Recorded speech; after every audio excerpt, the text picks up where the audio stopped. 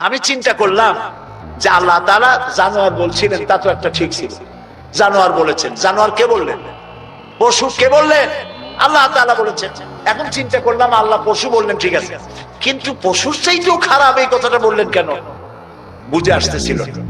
আল্লাহ তাআলা বলেন, কোরআন যদি কেউ বুঝতে চায় তো বুঝার জন্য আমি তার দিল খুলে দেব। সুবহানাল্লাহ।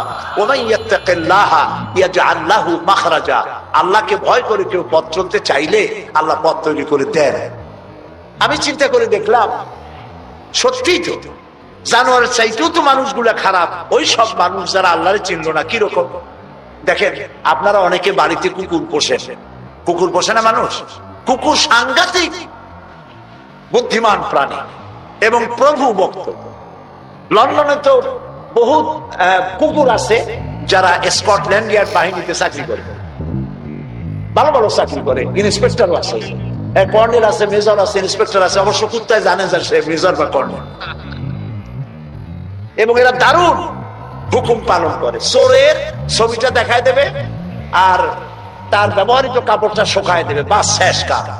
যেখানে পাবে সেখানে ধরবে। $1 কোটি বা পাউন্ড যদি দেয় কুত্তায় ছাড়বে। সাংঘাতিক অফিসাররা। কথা বুঝতে পেরেছেন? তো অনেকে কুত্তা পোষে। এখন কুত্তা পুষেছে, মাহফিলে আসছে একটা লোক, রাত 2:30, 2টা বা 11টার সময় বাড়ি ফিরেছে। কুত্তা টের পাইছে, অন্ধকার রাত, কে যেন আসতেছে। কুত্তা তার ভাষায় বলেছে হল্ট। এখন বাড়িওয়ালা বলছে এই টবলু, আদর করে নাম রাখছে কুত্তার টবলু। একটা ধমক দিল। কুত্তা গলার আওয়াজ শুনে বুঝে ফেলেছে, কিন্তু কুত্তা গলার আওয়াজ বোঝে না। কুত্তা তো ভালো গরুতেও বুঝে। আপনি আপনার গরুরে ডাক দেন অন্ধকারে, গরু আপনার ডাকে সাড়া দেবে, কাছে আসবে। আসে না এরকম? অন্ধকারে গিয়ে গরুর ডাক দিলে বাড়িওয়ালার ডাকে গরু সাড়া দিয়ে আসে না? বিল দিয়ে আসে না? কুত্তায় থেমে গেল, বুঝতে পারলো এ তো আমার মালিক, আমি তো ভুল করছি। যখন মালিক কাছে আসলো, কুত্তায় লেজ লড়াইয়া গাছ সাথে মিশে মিশে লেজ লড়াইতে লাগলো। তার ভাষায় সে বলতে লাগলো আই এম এক্সট্রিমলি সরি। ও গ্রিন সিগন্যাল, লেজ নাড়াইয়া গ্রিন সিগন্যাল দিয়ে দিল, হুজুর আপনি যাইতে পারেন, স্যার আপনার জন্য দরজা খোলা। কিন্তু এইখানে যদি চোর হইতো আর ডাকাইত হইতো আর যদি বলতো ডবলু থাম, তাহলে সে কি থামতো? গর্দানে কামড়াইতো, না হয় ঠ্যাঙ্গে কামড়াইয়া ঠ্যাং ঠং ভেঙে দিত, ঠিক কিনা? তাহলে বোঝা গেল কুত্তায় মালিকও চেনে, শত্রুও চেনে। আল্লাহ কয় উলাইকা কাল আনাম, এগুলো জানোয়ারের চাইতে খারাপ, বালহুম আদাল, এই জন্য খারাপ। কুত্তায় তো মালিক চিনলো, দুশ্মনও চিনলো, বন্ধুও চিনলো। এই মানুষগুলি আল্লাহকে চিনলো না, প্রভুকে মালিককে চিনলো না, তাকে অস্বীকার করলো। কুত্তার চাইতেও নিকৃষ্ট। প্রিয় ভাই সব, মানুষের এই 3 প্রকারের দিন, সুস্থ দিন, অসুস্থ দিন, আরেকটি হলো কি দিন? মৃত্যু দিন। সকল প্রকার দিনের একটা চিকিৎসা আল্লাহ কোরআনে করে দিয়েছে। সুবহানাল্লাহ। আল্লাহ রাব্বুল আলামিন বলেন সব হৃদয় জনিত, কলব জনিত রোগের চিকিৎসা হলো আলা বিযিকিরিল্লাহি তাতমাইন্নুল কুলুব। একমাত্র আমার স্মরণ, আমার জিকির, আমার স্মরণ মানুষের অন্তরাত্মাকে ঠান্ডা করে দিতে পারে, কলিজা ঠান্ডা করে দিতে পারে। আমার স্মরণে, আমার জিকিরে, আমার পথ অনুসরণ। প্রিয় ভাই সব, হযরত লোকমান তিনি বলছেন, আল্লাহ তাআলা বলছেন আমি তাকে কি দিয়েছিলাম? জ্ঞান দান করেছিলাম। সেই জ্ঞানের ভিত্তিতে জ্ঞান দিয়েছিলাম এই জন্য যেন তিনি আমার শুকর আদায় করেন। হযরত লোকমান আল্লাহর দেওয়া জ্ঞান দিয়ে শুকর আদায় করলেন এইভাবে যে তিনি আল্লাহর গুণগান, আল্লাহর তাওহীদের প্রচার শুরু করে দিলেন। সুবহানাল্লাহ। আল্লাহ তাআলা বলছেন ওয়ামান ইয়াশকুর, যে ব্যক্তি কৃতজ্ঞতা স্বীকার করে তা তার নিজের জন্য, আর যে করে না সে তার নিজের ক্ষতিই করে। এই যে আমরা মাগরিবের নামাজ পড়লাম, এই নামাজ পড়ছি কার জন্য? বলেন সবাই। উপকার হবে কার? উপকার হবে আমার। এই যে মাঝে মধ্যে আপনারা আলহামদুলিল্লাহ বলেন, সুবহানাল্লাহ বলেন, এতে উপকার কি আল্লাহ না আমার? বলেন সবাই। তাম পৃথিবী এটা এই জন্য যে আল্লাহ তাআলা বিরাটত্ব খুব লক্ষ্য করুন। আল্লাহ তাআলা বিরাটত্ব, মহানত্ব, শ্রেষ্ঠত্ব এবং মর্যাদা যে স্তরে আল্লাহ তাআলা আছেন, আমরা শুকর করে, প্রশংসা করে, সেজদা করে সেই স্তর থেকে 1 ডিগ্রি উপরে উঠাইতে পারবো না। এবং যেখানে তার মর্যাদা আছে, সারা পৃথিবীর সব মানুষ যদি আল্লাহকে অস্বীকার করে, ওই স্তর থেকে 1 ডিগ্রি নিচে নামানো যাবে অসম্ভব। এই জন্য কৃতজ্ঞতা যে প্রকাশ করে সে আল্লাহর জন্যই করে। আমরা যদি আল্লাহর জিকির আজকার না করি, আল্লাহর ক্ষমতা শেষ নাকি? বলেন। আল্লাহ রাব্বুল আলামিন বলেন, ইউসাব্বিহু লিল্লাহি মা ফিস সামাওয়াতি ওয়া মা ফিল আরদ। আকাশে যা কিছু আছে, জমিনে যা কিছু আছে, এর মাঝখানে যা কিছু আছে, সব আমার জিকির করছে, আমার তাসবিহ করছে। আপনারা বসন্তকালে গাছের ডালে শোনেন কোকিল পাখি কুহু কুহু করে ডাকতেছে। আল্লাহ রাব্বুল আলামিন বলেন, ওয়ালাকিন লা তাফকাহুনা তাসবিহাহুম। তোমরা ওদের তাসবিহ বোঝো না, তোমরা শোনো কুহু কুহু, আসলে সে ডাকে আল্লাহু আল্লাহ। বউ কথা কম। আছেন একটা পাখি মমন সাইতে নাই, আছে? ছোটবেলা থেকে শুনতেছি বউ কথা কও, বউ কথা কও। ওর বউ এত অভিমান করলো কেন? কথা মোটে কয়ই না। আসলে বউ কথা কও আমরা শুনি, আর আল্লাহ বলছেন ওয়ালাকিন লা তাফকাহুনা তাসবিহাহুম, ওরা আমার জিকির করছে, তোমরা বোঝো না। মানুষ বুঝবে কেন? মানুষ তো আন্দাজে যা শোনে, শব্দের সাথে আপনি যা মিলাবেন তাই কিন্তু হয় ভাই। যেমন ট্রেন ছাড়ছে, ট্রেন যখন ছাড়লো তো প্রাথমিক আওয়াজ শোনা যায় যাচ্ছি যাব, যাচ্ছি যাব। যখন জোরে চলে তখন শোনা যায় যাচ্ছি যাব, যাচ্ছি যাব, এরকম শোনা যায়, ঠিক না? শব্দের সাথে এরকম যা মিলাবেন তাই হবে। মৃত্যু দিল কি? মৃত্যু দিল সম্পর্কে আল্লাহ বলছেন, ওয়ালাকাদ যারানা লিজাহান্নামা কাসীরাম মিনাল জিন্নি ওয়াল ইনস লাহুম কুলুবুন লা ইয়াফকাহুনা বিহা। মানুষ আর জিনদের মধ্যে আল্লাহ তাআলা বলেন, আমি এক শ্রেণীর রেডিমেড জাহান্নামী তৈরি হয়েই আছে মানুষ এবং জিনের মধ্যে। ওরা কারা? লক্ষ্য করুন, মৃত্যু দিল কাদের? লাহুম কুলুবুন লা ইয়াফকাহুনা বিহা, যাদেরকে আমি হৃদয়বুদ্ধি দিয়েছি, বিবেক দিয়েছি, সব বোঝে, আমারে বোঝে না। আছেন এরকম কিছু বুদ্ধিজীবী? বলেন আছে না? কবি আছেন এমন কিছু, সাহিত্যিক আছেন এমন কিছু। নারীর সৌন্দর্য, নারীর রূপের সৌন্দর্যের ব্যাপারে কবিতা লিখতে লিখতে কলমের কালি শেষ হয়ে যায়, কিন্তু এই সৌন্দর্য কে দিলেন তার এক চিনতেই পারল না। ফুলের ব্যাপারে গান লেখে, কবিতা লেখে, ফুলের রং, ফুলের গন্ধ। প্রজাপতি, প্রজাপতি কে এত সুন্দর করে, কোন শিল্পী তোমার ডানায় এত সুন্দর রং দিল, তার গান তৈরি করে, কিন্তু প্রজাপতির রং কে দিল আরে খুঁজে পায় না। তারপরে বলে কি? বলে যে সব বুঝেছি, শান্তিনিকেতন গিয়া পড়ে শুনিয়া, সাহিত্যের উপরে ডক্টরেট ডিগ্রি নিয়া কয় সব বুঝেছি। বলে বাবা কি বুঝেছো? কয় দেয়ার ইজ নো গড। সারা জীবন বসে বুঝলো যে প্রভু বলতে কেউ নাই, আল্লাহ বলতে কেউ নাই। বলে নাউযুবিল্লাহ, লাহুম কুলুবুন লা ইয়াফকাহুনা বিহা, সব বোঝে কিন্তু আল্লাহরে চেনে না। নিজের শরীরটা দেখে, আল্লাহরে খুঁজে পায় না। আরে তুমি তো তোমার শরীরটা দিয়েই আল্লাহরে চিনতে পারো, সুবহানাল্লাহ বলো। শরীরটা দিয়ে আল্লাহরে চেনা যায়। এই যে দুটো চোখ, এই চোখ দিয়ে সব সময় আমরা নেগেটিভ দেখি। সব সময় প্রতিটি চিত্র, প্রতিটি মুহূর্তে নেগেটিভকে পজিটিভ করে দেখায় কে? কে দেখায়? সুবহানাল্লাহ। এত সুন্দর দুটি চোখ আল্লাহ দিলেন, চোখের মধ্যে আল্লাহ আবার পানি দিয়ে দিলেন। পানি মানে কান্নার পানি না, এমনি চোখে পানি আছে। আপনি চোখে পলক মারেন, পলক মারেন না? কথা না বললে বুঝি। এই যে পলক মারেন, এটা কি ইচ্ছা করে মারেন না অটোমেটিক হয়? অটোমেটিক হয়। ইচ্ছে করে মারলে ফটর ফটর করতো। আপনি নিজের অজান্তেই চোখগুলি পলক মারে কেন? আল্লাহ রাব্বুল আলামিন মানুষের কল্যাণের জন্য এমন অটোমেটিক ব্যবস্থা করে তিনি রেখে দিয়েছেন। শহরে, বন্দরে, গ্রামে, নগরে, গঞ্জে বাতাসের ভিতরে পলিউশন আছে, রোগের জার্ম আছে, বাতাসের ভিতরে উড়ে বেড়ায়, অনবরত চোখের ভিতরে প্রবেশ করে চোখ নষ্ট করে দিতে পারে। এই জন্য রব্বুল আলামিন চোখের ভিতরে পানি ধরনের এক রকম মেডিসিন রেখে দিয়েছেন। প্রতি মুহূর্তে চোখ পলক মেরে মেরে চোখকে আল্লাহ তাআলা ক্লিন করে দিতেছেন। শরীরের ভিতরে একটা শরীর দিয়ে আল্লাহকে চেনার জন্য যথেষ্ট। এই শরীরে আল্লাহ অসংখ্য রগ রেশা দিয়েছেন। মাথা থেকে শুরু করে পা পর্যন্ত যতগুলি নার্ভ আছে, সবগুলি নার্ভ ছিঁড়ে ছিঁড়ে যদি জোড়া লাগানো যায়, পুরা পৃথিবী একবার ঘুরে আসা যাবে। সুবহানাল্লাহ করতে ইচ্ছে করে না? আর যদি পাশাপাশি সাজায় রাখেন, 3 একর জমিন লাগবে একটা মানুষের রগ সাজায় রাখতে। এই রগগুলি দিয়ে আপনি আমি যা খাই, এটাকে বলা হয় কার্বোহাইড্রেট।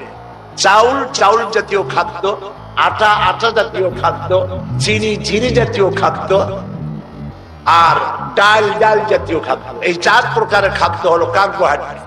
এগুলি মানুষে খাইলে পরে শরীরের ভিতরে এর থেকে রক্ত হয়, এর থেকে পেশাব পায়খানা হয়ে বর্জ্য বেরিয়ে যায়। আর যেটা রক্ত হয়, সেই রক্তটাকে গোটা শরীরে প্রবাহিত করে শরীরটাকে আল্লাহ উষ্ণ রাখেন। সেজন্য এত রগ রেশা দিয়েছেন। এখন এই রক্তগুলিকে মাথা থেকে শুরু করে পা পর্যন্ত পৌঁছে দেওয়ার জন্য আল্লাহ একটা জেনারেটর রেখে দিয়েছেন বুকের মধ্যে। কত বুদ্ধি করে জেনারেটর, নামটা কি? মাশাআল্লাহ, বুঝে ফেলেছেন। জেনারেটরের নাম হার্ট। সেটা অনবরত সিস্টোলিক এন্ড ডায়াস্টোলিক এভাবে করে সম্প্রসারণ সংকোচন এরকম করতেছে। চিকিৎসা বিজ্ঞানীরা বলেছেন, মানুষকে মাথা থেকে শুরু করে কাটাকাটি করে সব বুঝেছি, কিন্তু হার্ট এরকম এরকম করে কেন, এর উৎস আজ পর্যন্ত পৃথিবী খুঁজে পায় না। এটি এভাবে করে করে রক্ত ছড়িয়ে দিচ্ছে। এখন দেখেন আল্লাহর খোঁজার ব্যবস্থা। মানুষ খাইয়া খাইয়া তারপরে হার্টের মধ্যে চর্বি গিয়ে চলে। হার্টের মধ্যে যে করোনারি আর্টারির মধ্যে গিয়ে চর্বি জমতে লাগলো। হঠাৎ করে রক্ত প্রবাহ যখন বন্ধ হতে থাকে, আর চলতে পারে না, তখন অ্যানজাইনা হয়, হার্টে বেদনা শুরু হয়। এই বেদনা শুরু হলে তাড়াতাড়ি ডাক্তার এনজিওগ্রাম করে তারপর দেখে কতটা নষ্ট হয়েছে। ওইটাকে যদি প্রয়োজন হয় রগ বদলাবার, তখন তাকে বাইপাস করা হয়। বাইপাস করে নতুন রগ লাগাতে হবে। এখন বলেন এই নতুন রগ কোথায়? গরুর রগ লাগাইলে হবে? বলেন, ছাগলের রগ? এখন আল্লাহ রব্বুল আলামিনকে চেনা সহজ। ওই রব্বুল আলামিন এমন সুন্দর ব্যবস্থা রেখেছেন, কারো যদি বাইপাস ওপেন হার্ট সার্জারি করার যদি প্রয়োজন হয়, রগের যদি 2-4টা রগ যদি লাগে, আল্লাহ রাব্বুল আলামিন মানুষের হাতের মধ্যে, পায়ের মধ্যে স্পায়ার পার্টস কতগুলি রগ রেখে দিয়েছেন। ডাক্তারেরা পা থেকে, হাত থেকে সেই রগগুলি নিয়ে হার্টের ভিতরে ওই রগ লাগিয়ে দিয়ে নতুন ভাবে আবার রক্ত সঞ্চালনের ব্যবস্থা করে দেয়। যালিকুমুল্লাহু রাব্বুকুম, এই হচ্ছে তোমাদের রব। সুবহানাল্লাহ বলে। ইনি আল্লাহ যিনি এই ব্যবস্থা করেছেন। কিডনি লাগে একটা মানুষের জন্য কয়টা? না না, 2টা লাগে না, কিডনি লাগে একটা। কিন্তু আল্লাহ তাআলা দিয়েছেন কয়টা? 2টা। একটা যদি অকেজ হয়ে যায়, তো আরেকটা দিয়ে যেন কাজ হয়। লক্ষ্য করুন, আপনার মেমোরি, আপনার মগজ, আপনার ব্রেন, যে ব্রেনটা, যে মগজটা মাথার মধ্যে আছে, এই মগজের মধ্যে রয়েছে অসংখ্য সেল, কোষ, CELL, অসংখ্য কোষ। মেমোরি কোষ, বুদ্ধির কোষ, শোকের কোষ, সুখের কোষ, অনুভূতির কোষ। মানে আপনার জন্য, এরপরে ডাটা ইনফরমেশন রক্ষা করার জন্য কোষ। অনেকগুলি সেল আছে। মেমোরি সেল যেটা আছে মগজের মধ্যে, সারা পৃথিবীর সকল ডাটা, সকল ইনফরমেশন, সকল তথ্য যদি আপনার মেমোরিতে আপনি ঢুকান, এই মেমোরি সেলে এত জায়গা, পৃথিবীর সব ডাটা ঢুকাবার পরেও 100 ভাগের 1 ভাগ জায়গা ভরবে না। দেখুন অবস্থা। আপনি বসে আছেন চেয়ারে, অফিসে কাজ করছেন, হঠাৎ করে অনুভব করলেন কে যেন জামা গেঞ্জি ফুটো করে আপনার পিঠের মধ্যে নিডেল ঢুকাই দিয়েছে। কে দিল? কে দিল? ও, তাও তো বুঝতে পেরেছে, মশা। জামা কাপড় সুদ্ধা, নিডেল ঢুকাই দিছে। আপনি কিন্তু টের পাইছেন না? টের পান নাই? টের পেয়েছেন কিনা? এই টের পাওয়ার জন্য আল্লাহ রাব্বুল আলামিন চামড়ার মধ্যে অসংখ্য কোটি কোটি লোমকূপ সৃষ্টি করেছেন। লোমকূপ দিয়ে ঢুকলো, আপনি টের পেয়ে গেছেন। টের পাওয়ার সাথে সাথে এই খবরটা চলে গেছে বুদ্ধির কাছে। বুদ্ধির একটা সেল আছে না ব্রেনে, আপনার ওই যে মগজের মধ্যে, ওইখানে চলে গেছে খবর যে পিঠের মধ্যে একজন ইনজেকশন করতে গেছে। বুদ্ধির সেল সাথে সাথে হাতের উপরে ফ্যাক্স পাঠায়, ফ্যাক্স ফাট করে মেরে দিয়েছে পিঠের উপরে, মশার গোষ্ঠী ছাপ হয়ে গেছে। সময় লাগে নাই 1 সেকেন্ড, সাথে সাথে অ্যাকশন, ডাইরেক্ট অ্যাকশন। সুবহানাল্লাহ। কপালে যদি থাকে আল্লাহরে চিনতে কষ্ট হয় না, আর কপালে না থাকলে শান্তিনিকেতন থেকে পিএইচডি ডিগ্রি করে কাফের হয়ে যায়, মুরতাদ হয়ে যায়, কপাল পুড়ে যায়। এই জন্য অল্পের মধ্যে বুঝতে সহজ, যদি ঈমান থাকে কিসমতে। প্রিয় ভাই সব, আল্লাহ রাব্বুল আলামিন বলছেন লাহুম কুলুবুন লা ইয়াফতাহুনা বিহা, তাদেরকে হৃদয় দিয়েছি, তাদেরকে বিবেক দিয়েছি, সব বুঝলো, আমারে বুঝলো না। তাদের আমি কান দিছি, সব শুনলো, কিন্তু আমার কথা হকের দাওয়াত শুনলো না। চোখ দিলাম, সব দেখলো, কিন্তু সবকিছু দেখে আমারে খুঁজে পাইল না। এদের অবস্থাটা কি? আল্লাহ রাব্বুল আলামিন বলেন উলাইকা কাল্লানাম, এরা চতুষ্পদ জানোয়ারের মতো।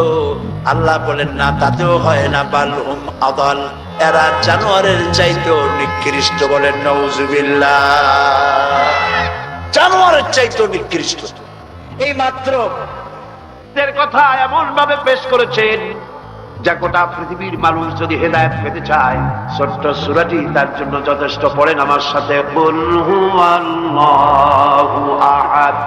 পড়েন সবাই, কুল হুয়াল্লাহু আহাদ আল্লাহুস সামাদ লাম ইয়ালিদ ওয়া লাম ইউলাদ ওয়া লাম ইয়াকুল লাহু কুফুয়ান আহাদ।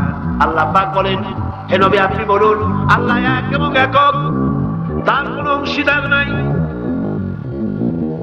তিনি বেনিয়াজ, তিনি কাউকে জন্ম দেন নাই, তাকেও কেউ জন্ম দেয়নি। আকাশ আর জমিনে আল্লাহর সমকক্ষ কেউ নাই, কেউ নাই। তিনি এক এবং একক। তার একত্ববাদের দাওয়াত দেওয়ার জন্য অসংখ্য পয়গম্বর আল্লাহ পাক এই দুনিয়া পাঠিয়েছেন, আর সমস্ত পয়গম্বর দাওয়াত দিয়েছেন কি? লা ইলাহা ইল্লাল্লাহু মুহাম্মাদুর রাসূলুল্লাহ। সবাই দাওয়াত দিয়েছেন লা ইলাহা ইল্লাল্লাহ, লা ইলাহা ইল্লাল্লাহ, লা ইলাহা লা ইলাহা ইল্লাল্লাহ। কোন ইলাহ নাই, কোন আইনদাতা নাই, কোন বিধানদাতা নাই, কোন শাসনকর্তা নাই, আল্লাহ ছাড়া কেউ নাই। বলে সুবহানাল্লাহ। আল্লাহ এক এবং একক, তিনি সব সৃষ্টি করেছেন। আল্লাহ পাক বলছেন আল্লাহুল্লাযী খালাকাস সামাওয়াতি ওয়াল আরদা ওয়া আনজালা মিনাস সামাই মাআন فأخرج به من الثمرات رزقا لكم। আল্লাহ হচ্ছেন তিনি যিনি আকাশ সৃষ্টি করেছেন, জমিন সৃষ্টি করেছেন, আর আকাশ থেকে পানি বর্ষণ করে তোমাদের খাদ্য উৎপাদন করে দিয়েছেন। এই পানি হচ্ছে মানুষের জন্য জীবন। পানির এক নাম কি? জোরে বলেন, পানির এক নাম কি? জীবন। এই পানি এক নাম জীবন। কিন্তু কর্ণফুলীর পানি যদি চট্টগ্রামে 10 ফুট উঁচা হয়ে আসে, পানির নাম হবে কি? নাম হবে মরণ। এই পানিকে কন্ট্রোল করেন আল্লাহ রাব্বুল আলামিন। আল্লাহ যদি ইচ্ছে করেন বেশি করে পানি দিয়া পুরা এলাকা ডুবাই দিতে পারেন, আবার ইচ্ছে করলে পানির ভিতরে মানুষ বাঁচাই দিতে পারেন, আগুনের মধ্যে মানুষ বাঁচাইতে পারেন। সমস্ত ক্ষমতা হচ্ছে, কর্তৃত্ব কেবলমাত্র আল্লাহ পাকের। কর্তৃত্ব কার? কর্তৃত্ব কার? আল্লাহ পাকের কর্তৃত্ব। হযরত নূহ আলাইহিস সালামের জামানায় 40 দিনের বন্যা। এই বন্যার পরে জাহাজ যখন নেমে গেল, তখন তিনি মনে মনে ভাবলেন, আমি তো জোড়ায় জোড়ায় করে সমস্ত প্রাণীগুলি আর মানুষগুলি, কিছু কিছু মানুষ যারা ঈমান এনেছিল তাদের জাহাজে উঠাইছে, কিন্তু একটি বুড়ি আমার উপর ঈমান এনেছিল আর আমি তার ওয়াদা করেছিলাম সাথে করে নিয়ে যাব, আমি তো তার কথা ভুলে গিয়েছি। অনুশোচনা এলো। জাহাজ থেকে নেমে চতুর্দিকে লক্ষ্য করলেন, মানুষ নাই, জনপদ নাই, সব শেষ হয়ে গেছে। পাহাড় পর্বত কাজ হয়ে পড়েছে, বিল্ডিং গুলি শেষ হয়ে গিয়েছে, কোন জনপদে কোনো প্রাণী নাই, প্রাণী বলতে কিছুই নাই। হঠাৎ করে দেখলেন একটা কুড়ে ঘরের মতো দেখা যায়। ভাবলেন এত বড় বন্যার ভিতরে কুড়ে ঘর কেমনে থাকলো? আস্তে করে হেঁটে গেলেন কুড়ে ঘরের কাছে। ভেতরে মানুষ আছে বলে মনে হলো। বাইরের থেকে প্রশ্ন করলেন, ভিতরে কে? জবাব এলো, আমি এই ঘরের মালিক, আমি এক বুড়ি বিধবা এক মহিলা। নেমে গেল। তখন তিনি মনে মনে ভাবলেন, আমি তো জোড়ায় জোড়ায় করে সমস্ত প্রাণীগুলি আর মানুষগুলি, কিছু কিছু মানুষ যারা ঈমান এনেছিল তাদের জাহাজে উঠাইছে, কিন্তু একটি বুড়ি আমার উপর ঈমান এনেছিল আর আমি তার ওয়াদা করেছিলাম সাথে করে নিয়ে যাব, আমি তো তার কথা ভুলে গিয়েছি। অনুশোচনা এলো। জাহাজ থেকে নেমে চতুর্দিকে লক্ষ্য করলেন, মানুষ নাই, জনপদ নাই, সব শেষ হয়ে গেছে। পাহাড় পর্বত কাজ হয়ে পড়েছে, বিল্ডিং গুলি শেষ হয়ে গিয়েছে, কোন জনপদে কোনো প্রাণী নাই, প্রাণী বলতে কিছুই নাই। হঠাৎ করে দেখলেন একটা কুড়ে ঘরের মতো দেখা যায়। ভাবলেন এত বড় বন্যার ভিতরে কুড়ে ঘর কেমনে থাকলো? আস্তে করে হেঁটে গেলেন কুড়ে ঘরের কাছে। ভেতরে মানুষ আছে বলে মনে হলো। বাইরের থেকে প্রশ্ন করলেন, ভিতরে কে? জবাব এলো, আমি এই ঘরের মালিক, আমি এক বুড়ি বিধবা এক মহিলা, আপনি কে? তিনি বললেন, আমি হচ্ছি এই জামানার পয়গম্বর হযরত নূহ আলাইহিস সালাম। বুড়ি বলছেন, আমারও ধারণা তাই, আপনি আমাকে ওয়াদা করেছিলেন বন্যা হলে পরে, বন্যার আভাস যখন আপনি পাবেন আমাকে আপনি সাথে করে জাহাজে উঠায় নিয়ে দিবেন। আমার মনে হয় বন্যা কবে হবে সেই খবর দেওয়ার জন্য আপনি এসেছেন। হযরত নূহ আলাইহিস সালাম সিজদায় পড়ে কাঁদতে লাগলেন, বললেন, রব্বুল আলামিন, তোমার কুদরত বোঝার ক্ষমতা আমার নাই। 40 দিন পর্যন্ত পানির ভিতরে মানুষ কেমনে জীবিত রইল? আল্লাহ পাক শোনালেন, রোরে বিপদ যখন এলো, তুমি তোমার উম্মতকে ভুলে যেতে পেরেছো, ভুলে গিয়েছো, কিন্তু আমি রব্বুল আলামিন রহমানুর রহিম, আমি আমার বান্দিরে ভুলি নাই। পানির স্রষ্টা আল্লাহ, পানির ভিতরে তিনি বাঁচাতে পারেন, আবার তিনি আগুনের ভিতরে বাঁচাতে পারেন, সব কিছু করতে পারেন। সমস্ত ক্ষমতা আল্লাহ পাকের। সমস্ত ক্ষমতা কার? আরো জোরে বলেন, কার? আল্লাহ পাক বলেন, এভাবে করে আমি আকাশ সৃষ্টি করেছি, জমিন সৃষ্টি করেছি, বৃষ্টি দিয়েছি আর চন্দ্র সূর্য তৈরি করেছি, তারপরে আমি তোমাদেরকে নিয়ামত দিয়ে করে দিয়েছি। وَإِن تَعُدُّوا نِعْمَةَ اللَّهِ لَا تُحْصُوهَا। আমার নিয়ামত যদি গণনা করো, গুনে গুনে আমার নিয়ামত শেষ করতে পারবে না। সুবহানাল্লাহ। هذا خلق الله فأروني ماذا خلق الذين من دونه। এ হচ্ছে আল্লাহর সৃষ্টি, আর আল্লাহ বাদে অন্যরা কি সৃষ্টি করেছে দেখাও। যদি ক্ষমতা থাকে দেখাও কি সৃষ্টি করেছে অন্যরা। আছে কিছু? আছে কিছু? সমস্ত সৃষ্টির মালিক কে? আরো জোরে বলেন, কে? সব কিছুর স্রষ্টা হচ্ছেন আল্লাহ পাক। ওই আকাশের মালিক কে? চিল্লায় বলেন জোরে সোরে, আকাশের মালিক কে? বাতাসের মালিক কে? চন্দ্র সূর্যের মালিক কে? পৃথিবীর মালিক কে? গোটা সৃষ্টি জগতের মালিক কে? সবকিছুর মালিক যিনি, তিনি বলছেন এগুলি সব আমি সৃষ্টি করেছি। ফারুনি মাযা খালাকাল্লাযীনা মিন দুনি। আমি ছাড়া অন্যরা কে তৈরি করেছে দেখাও। আল্লাহ রাব্বুল আলামিন এভাবে করে মানুষের জন্য সবকিছু সৃষ্টি করেছেন। তার খাবারের ব্যবস্থা করেছেন, পড়ার ব্যবস্থা করেছেন, গাছপালা তৈরি করেছেন, পানি তৈরি করেছেন, সব ব্যবস্থা করে দিয়েছেন। এমনকি শীতকালে পিঠা খাবেন, রসের ব্যবস্থাও করে দিয়েছে। চট্টগ্রামের রস আছে না? কি গাছের রস? খেজুর গাছের রস। এই খেজুর গাছের গোড়া খুঁজতে খুঁজতে 5 মাইল নিচেও যদি চলে যান, খেজুর গাছের মাথায় যেমন রস পাওয়া যায়, খেজুর গাছের 5 মাইল নিচে কি ওরকম এক ফোঁটা পানি পাওয়া যাবে? খেজুর গাছের ভিতরেও কি তেমন পাওয়া যাবে? ঠিক জায়গা মতো কাটলে যেমন রস পাওয়া যাবে, অন্য জায়গায় পাওয়া যাবে না। আবার খেজুর গাছের পাশে একটা নিম গাছ আছে, কিয়ামত পর্যন্ত নিম গাছ দিয়া শোষেন। মিষ্টি লাগবে? কি লাগবে? আল্লাহ রাব্বুল আলামিন, আপনি পিঠা খাবেন, খেজুর গাছ দিয়ে রস তৈরি করে দিলেন, পায়েস খাবেন, চাউল তৈরি করে দিলেন, গম দিয়ে দিলেন, গোশ খাবেন, কিমা খাবেন, ঘি খাবেন, সমস্ত কিছু রব্বুল আলামিন তৈরি করে মানুষের সামনে দিয়ে দিলেন। আর বললেন খাও, পান করো, খাও, আর আমার শুকর আদায় করো। মাঝে মধ্যে পড়ো আলহামদুলিল্লাহি রাব্বিল আলামিন। এই যে ঠান্ডায় গোটা পৃথিবী, এখনো ঠান্ডা শুরু হয় না। এই ঠান্ডা শুরু না হওয়ার কারণ আমরা, এটার কারণ কারা? আমরাই। গ্লোবাল ক্লাইমেটের চেঞ্জ এসেছে, গোটা দুনিয়ার আবহাওয়ার পরিবর্তন হয়ে গিয়েছে। শীতের সময় শীত নাই, গরমের সময় গরম নাই। এটা কি খুব ভালো? এটা কি? এটা রোগ ব্যাধি বেশি হওয়ার লক্ষণ। শীত যখন আসে, এত প্রচন্ড শীত, গোটা পৃথিবীর যত এসি আছে, সমস্ত শক্তিশালী এসি প্লান্ট একযোগে যদি ছেড়ে দেওয়া হয়, আপনার শীতকালে শীত দেন, তার সহস্র কোটি কোটি ভাগের 1 ভাগের শীতও কি পৃথিবীর মানুষ তার যন্ত্রপাতি দিয়ে তৈরি করতে পারবে? পারবে। সূর্য দিয়ে প্রতি মুহূর্তে আল্লাহ পাক যে তাপ দেন, গোটা বিশ্বের সমস্ত আগুন একসঙ্গে যদি জ্বালানো হয়, সেই তাপ তৈরি করা সম্ভব হবে? হবে। আল্লাহ রাব্বুল আলামিন মানুষের কল্যাণের জন্য মানুষের যা কিছু প্রয়োজন সবকিছু একটা একটা করে এভাবে তৈরি করে মানুষের সামনে সবকিছু দিয়ে দিয়েছেন এবং প্রয়োজন মিটিয়ে দিয়েছেন। যার যা প্রয়োজন তা তিনি মিটিয়ে দিয়েছেন।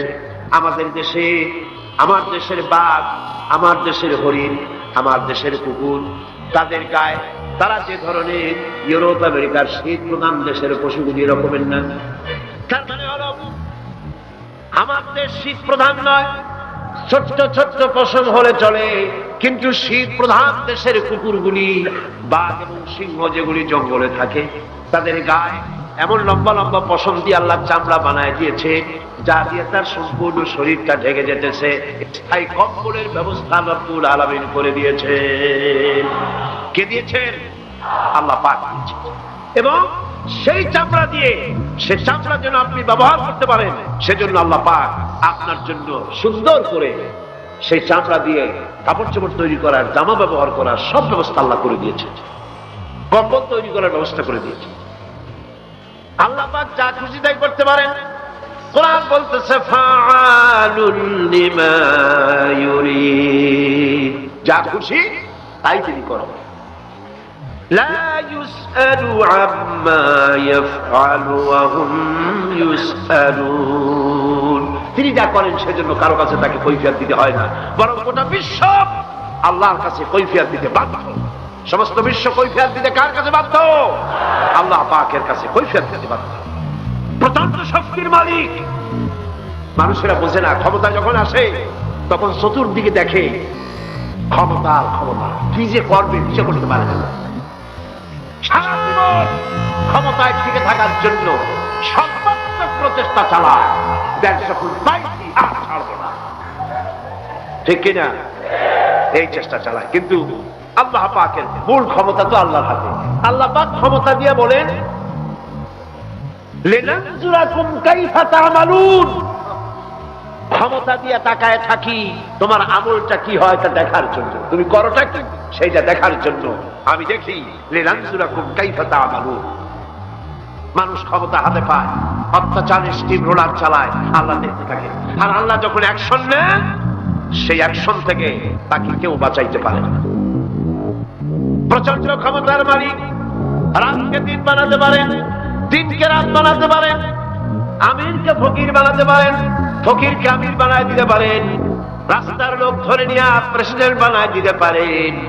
আবার নারাজ হলে পরে সুতার মালা দিয়া জেলখানায় ঢুকাইয়া দিতে পারে। ক্ষমতায় থাকাকালীন ফুলের মালা এত বেশি পায়, ফুলের মালায় গলা ভরে যায়। গাবতলীর কোরবানির হাতেও এত মালা পায় না। এত মালা গলায় দিয়া আনন্দের ফুর্তিতে মারতে থাকে। আমার বন্ধুগণ মনে রাখেন, ফুলের মালায় আত্মহারা হয়েও না যারা ক্ষমতায় থাকো। এই ফুলের মালা আর ফাঁসির রশি একেবারেই পাশাপাশি। ফুলের মালা থেকে ফুলগুলি ঝরে পড়লেই ওই রশিটাই ফাঁসি হওয়ার জন্য যথেষ্ট। ঠিক কিনা? মানুষ বোঝে না, বোঝে না। আল্লাহ বলেন, আমি তাকায় থাকি, দেখি কি করো, তোমার আমলটা কেমন হয়। ক্ষমতার মালিক আল্লাহ, দেওয়ার মালিক আল্লাহ। আর যখন নারাজ হয়ে যান, এক থাপ্পড় মেরে ক্ষমতা ছিনাই নিয়ে যান। পারেন কিনা? পারেন কিনা? ইতিহাস সাক্ষী। কিন্তু ইতিহাসের সবচেয়ে বড় শিক্ষা যে মানুষেরা ইতিহাস থেকে শিক্ষা গ্রহণ করে না। जगत जी लगाने के लिए ये दुनिया नहीं है, जगह जी लगाने के लिए ये दुनिया नहीं है, ये इबरत की जा है तमाशा नहीं है। पृथ्वी खेल तमाशा করার জায়গা না। ইতিহাস থেকে শিক্ষা নাও, পূর্বপুরুষদের থেকে তাকাও। আল্লাহ দিনের কর্মীদের উপরে আঘাত লাগাবার কারণে বংশ শুদ্ধ আল্লাহ সাফ করে দিয়েছে। দেন নাই? সে আল্লাহ আছে না নাই? চিল্লায় কোন আছে না নয়? সে আল্লাহ পাক আছে। সে আল্লাহকে ভয় করে। ইত্তাকিল্লাহ। সে আল্লাহকে ভয় করে। আল্লাহ পাক ইচ্ছে করলে ক্ষমতা দিতে পারে, ইচ্ছে করলে ক্ষমতা ছিনাইও নিতে। সে আল্লাহ রাব্বুল আলামিন ক্ষমতা দেওয়ার মালিক, ক্ষমতা ছিনিয়ে নেওয়ার মালিক, হায়াতের মালিক, মওতের মালিক। সবাই বলুন, হায়াতের মালিক কে? মওতের মালিক কে? খাবারের মালিক কে? হাসাবার মালিক কে? কাঁদাবার মালিক কে? সব কিছুর মালিক কে? আল্লাহ রাব্বুল আলামিন। ইন্নাল্লাহা আলা কুল্লি শাইইন কাদির। সব উপরে তিনি ক্ষমতাবান, যা খুশি তাই তিনি। এ হচ্ছে আল্লাহর সৃষ্টি। সবকিছু আল্লাহ সৃষ্টি করেছেন। বরং কাফের বেঈমান যারা অস্বীকার করে আল্লাহ রাব্বুল আলামিন, সেই মানুষেরাই বুঝতে পারে না। বরং মানুষ যা কিছু তৈরি করেছে তা সবই আল্লাহর বানানো জিনিস, তার থেকেই করেছে। কথাটা বুঝে আসে না? মানুষ না বুঝেই বিজ্ঞানকে সবকিছুর প্রশংসা বিজ্ঞানের জন্য করে, বিজ্ঞানের জন্যই প্রশংসা অস্থির হয়ে যায়। যেমন ধরুন, রাজশাহী বিশ্ববিদ্যালয়ে আপনার ছেলে পড়ে, 6 মাস টাকা পয়সা পায় না, ধার খরচ করিয়া তার 6টা মাস চালায়। হঠাৎ করে পিয়ন মানি অর্ডার ফর্ম নিয়ে হাজির, 6,000 টাকা পাঠাইছে বাপে। টাকাগুলি নিয়ে সই করে পিয়নের কদমবুসি করে যে, বাবাজি এতদিন পরে টাকা নিয়ে আসছেন, আপনার প্রতি আল্লাহ রহম করুন। এটা বুদ্ধিমান না বেকুব? বুদ্ধিমান না বেকুব? আরে বেটা, পিয়ন কি তোর বাজার? টাকাকে বানিয়েছে, বাবা পাঠিয়েছে, প্রশংসা তার কর। বিজ্ঞানীরা প্লেন বানিয়েছে, বিজ্ঞানীরা গাড়ি বানিয়েছে, বিজ্ঞানীরা কম্পিউটার তৈরি করেছে, প্রশংসা করো সেই আল্লাহ যে আল্লাহ রাব্বুল আলামিন বিজ্ঞানীর মাথায় বুদ্ধি দিয়েছে। প্রশংসা কর, আল্লাহ পাকের প্রশংসা করতে হবে। হায়াতে খালকুল্লাহ, যা কিছু আল্লাহ বলছেন এ সব কিছু আল্লাহর সৃষ্টি। মানুষ কিছুই সৃষ্টি করেন না, শুধু আল্লাহর সৃষ্টি দিয়ে জোড়া তালি দিয়ে বানানো, ঠিক না? আল্লাহর বানানো জিনিস দিয়ে জোড়া তালি দেওয়া হয়েছে। আল্লাহ পাকের সৃষ্টি তো দূরের কথা, আল্লাহকেই মানতে চায় না। কি বলে? বলে আনসিন ইজ নাথিং। শুনছেন কথা? Unseen is nothing. যা দেখা যায় না তা কিছুই না, মানি না। যার রং নাই, রূপ নাই, ধরা যায় না, ছোঁয়া যায় না, অনুভব করা যায় না, তা মানি না। এই কথা দিয়ে তারা আল্লাহরে অস্বীকার করতে চায়। অথচ এই ভদ্রলোকেরা মাধ্যাকর্ষণ না দেখেই বিশ্বাস করে মাধ্যাকর্ষণ আছে, ঠিক কিনা? এই ভদ্রলোকেরা বিদ্যুতের শক্তি দেখে, বিদ্যুৎ কেউ দেখে? আপনারা দেখতেছেন বিদ্যুৎ? বিদ্যুতের শক্তি দেখে বিদ্যুৎকে বিশ্বাস করে। বাতাসের প্রচন্ডতা দেখে বাতাসকে অনুভব করে, বিশ্বাস করে। অক্সিজেন চোখে দেখে না, ইথারকে চোখে দেখে না, বিশ্বাস। কিন্তু এমনই নাস্তিক, এমনই কপাল পোড়া যে আল্লাহরে দেখা যায় না, তাই বিশ্বাস করা যাবে না। এক নাস্তিকের সাথে হযরত ইমাম আবু হানিফা রাহমাতুল্লাহ আলাইহির এক বিতর্ক অনুষ্ঠান হলো। সেই বিতর্ক অনুষ্ঠানে ইমাম আবু হানিফা রাহমাতুল্লাহ আলাইহি পৌঁছতে বেশ দেরি করলেন। নাস্তিক তখন উপস্থিত জনতাকে বলছে, দেখো তোমাদের ইমাম তোমাদের ইসলামী চিন্তাবি যুক্তিতে দুর্বল, সেই জন্য আসতেছে না। বেশ কিছুক্ষণ দেরি করে তিনি উপস্থিত হলেন। নাস্তিক বলল, আগে আপনি বলেন, আপনি ওয়াদা ভঙ্গ করলেন কেন, সময় মতো আসতে পারলেন না কেন? তিনি জবাবে বললেন, দেখো আমি অনেক দূর থেকে এসেছি, এসে দেখি সামনে নদী, এখন পার হবো কেমনে? কোন নৌকার ব্যবস্থা নাই। হঠাৎ দেখলাম কি এক আশ্চর্য কথা, একটা চারা গজায় উঠে ফট করে বিরাট গাছ হয়ে গেল।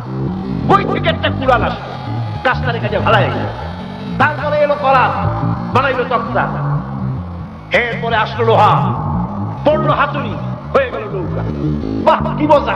এরপর নৌকা নামলো নদীতে, আমি উঠে বসলাম, এই পাড়ি দিয়ে আসলাম, তাই একটু দেরি হল। নাস্তিক কয় যে কি সর্বনাশ, এই লোকের সাথে আমি তর্ক করবেন, মাথার স্ক্রু শটটা দিলা। একটা গাছ হয়ে গেল ফট করিয়া, তারপরে কুড়াল আসলো, তক্তা হইল, বিনা মিস্ত্রিতে নৌকা হইল, এটা কেমন সম্ভব? ইমাম সাহেব বলেন, আমার বিতর্ক শেষ। বিনা মিস্ত্রিতে যদি, তোমার চুক্তি মতে বিনা মিস্ত্রিতে যদি একটা নৌকা না হতে পারে, এই বিশ্ব তৈরি হলো কি করে বিনা মিস্ত্রিতে? ওই বিশাল আকাশ হলো কিভাবে? এই বিরাট চন্দ্র সূর্য হলো কিভাবে? কি করে তোমার এই বডি তৈরি হলো? নাস্তিক চেয়ার থেকে নেমে ইমামের কাদমের উপরে পড়ে গেল, বলে আল্লাহু আকবার, আমি অন্যায় করেছি, আল্লাহ আমাকে মাফ করে দাও।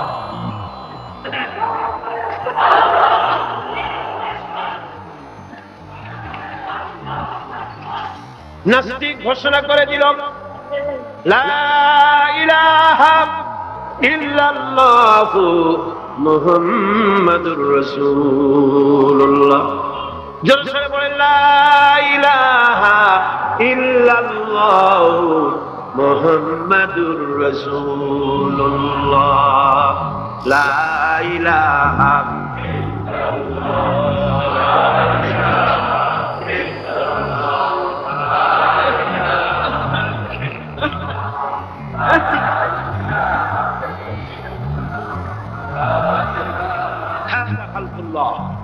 আল্লাহর সৃষ্টি। কার সৃষ্টি বলেন সবাই খুশি হয়ে? কার সৃষ্টি?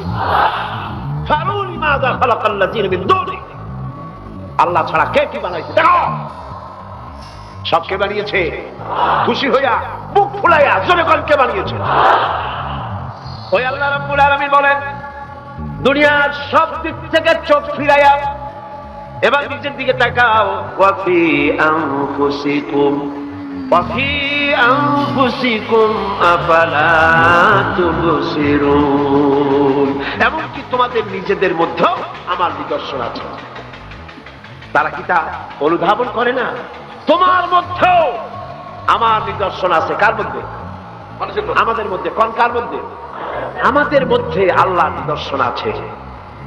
মানুষ যদি তার নিজের দেহের প্রতি লক্ষ্য করে, তাহলে সে মহান আল্লাহ পাকের অসংখ্য কুদরত দেখতে পাবে। যেমন একটি শিশু যখন জন্ম হয়, তখন তার হাড়ের পরিমাণ হয় 305। পরে এগুলি একটা দুটো মিশে গিয়ে পরিমাণ দাঁড়ায় 206টি। আর 560টি পেশি দিয়ে এই হাড়গুলিকে বেঁধে রাখা হয়, এবং মোট গিরার পরিমাণ দাঁড়ায় 100 গিরা। আপনি কি জানেন আপনার আঙ্গুলের মাথা থেকে বাহু পর্যন্ত কয়টা গিরা আছে? বলবেন কখন? কিলাকিলি করি চুকুল পানবেন। দেখেন না গিরা কতগুলা আঙ্গুলের, এই আঙ্গুলের মধ্যেই কতগুলা গিরা। এখানে গিরা, সেখানে গিরা, এখানে গিরা, এখানে গিরা, এখানে গিরা, বাহুতে গিরা। গিরা যদি একটাও না হতো, হাতটা হাত হইতো না। হাত কি হইতো? লাঠি। লাঠি হইতো। ভাত খাওয়া যাইতো না। ভাত খাইতে গেলে মাখানো লাগে কিনা? মাখানো লাগে না? মাখাইবেন কি দিয়ে? হাতগুলা, আঙ্গুলে গিরা নাই, সব কাঁটা চামচ।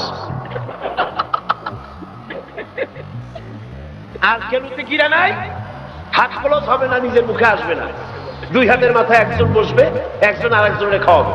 তাও আবার খাওয়াই দিকে মুখের মধ্যে না গিয়ে নাকের সিধার মধ্যে গিয়ে হাসতেছেন। সুবহানাল্লাহ। তোমার ভেতরে আমার নিদর্শন আছে, অনুধাবন করো। মানব শরীর এক আশ্চর্য মেশিন। সুবহানাল্লাহ, আশ্চর্য মেশিন। লক্ষ কোটি সেল এবং নার্ভ সেল দিয়ে জটিল মেশিন পত্রের সমন্বয় এই দেহ তৈরি করা হয়েছে। এবং এই শরীরের ভিতরে দুটো মূল্যবান জিনিস আছে। তার একটি হচ্ছে কন্ট্রোল রুম, যাকে বলা হয় ব্রেইন। যেটা কি? ব্রেইন। আরেকটি হচ্ছে জেনারেটর। সেই জেনারেটরটা কি? আপনার হৃৎপিণ্ড। ওয়াফি আনফুসিকুম আফালা তুবসিরুন। লক্ষ্য করো না কেমনে? তোমার শরীরের দিকে তাকাও না। Brain, control room. হার্টের কাজ হচ্ছে রক্তগুলিকে সার্কুলার করা, রক্তগুলিকে পৌঁছে দেওয়া সর্বত্র। যা খাচ্ছেন সমস্ত খাদ্যগুলিকে রক্ত তৈরি হচ্ছে, হার্টের কাজ হলো এটাকে এইভাবে করে করে পৌঁছে দেয়। আর এই রক্তগুলি যদি না পৌঁছায়, শরীরের যে অংশে রক্ত পৌঁছাবে না সে অংশ কি হবে?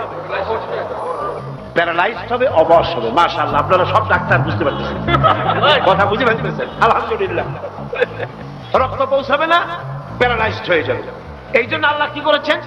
পায়ের পুরো আঙ্গুল থেকে শুরু করে মস্তিষ্কের মাথা পর্যন্ত অসংখ্য না শিরা উপশিরা দিয়ে ভরে দিয়েছেন।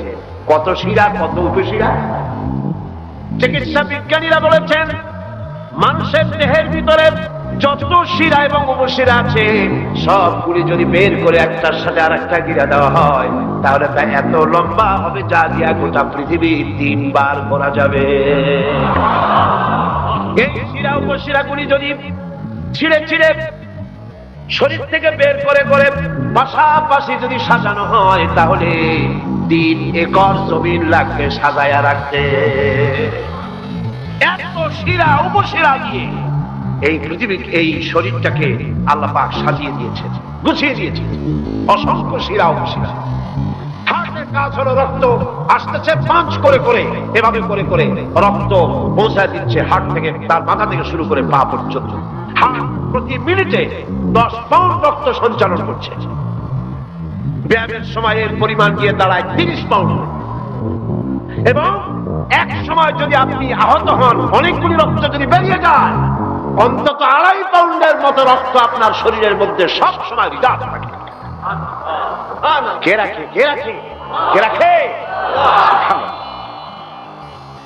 এবার আপনার হার্ট যদি দুর্বল হয়, হার্ট অ্যাটাক হয় না? চিটাগাঙ্গে নাও হয়ে যাবে নাকি হয়? হার্ট যদি অ্যাটাক হয়, হার্ট অ্যাটাক হয় কেন?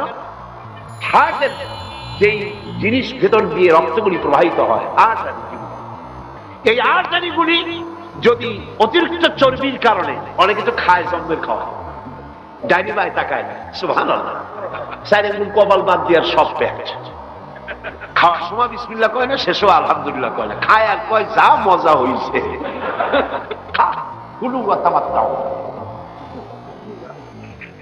পাইকারি দরে খেলে পরে চর্বি হবে। এই চর্বিগুলো গিয়ে হার্টের যে আর্টারিগুলি আছে, রগ আছে, এই রগগুলির ভিতরে চর্বি জমে যায়। চর্বি জমার কারণে রক্ত পাস করতে পারে না, হার্ট অ্যাটাক করে। হার্ট অ্যাটাক করলে পরে রোগী যদি বেঁচে যায় তাহলে বাইপাস অপারেশন করতে হয়। বাইপাস অপারেশন করতে যখন যায় তখন তার জন্য রগ দরকার। ওই যেটা ব্লক হয়েছে ওটা ফেলে দিতে হবে, নতুন আরেকটা রগ লাগবে। এবার আপনি দেখেন আমার আল্লাহর কুদরতের দিকে তাকান। আপনার হার্ট অ্যাটাক করতে পারে, নতুন করে একটা রগের দরকার হতে পারে।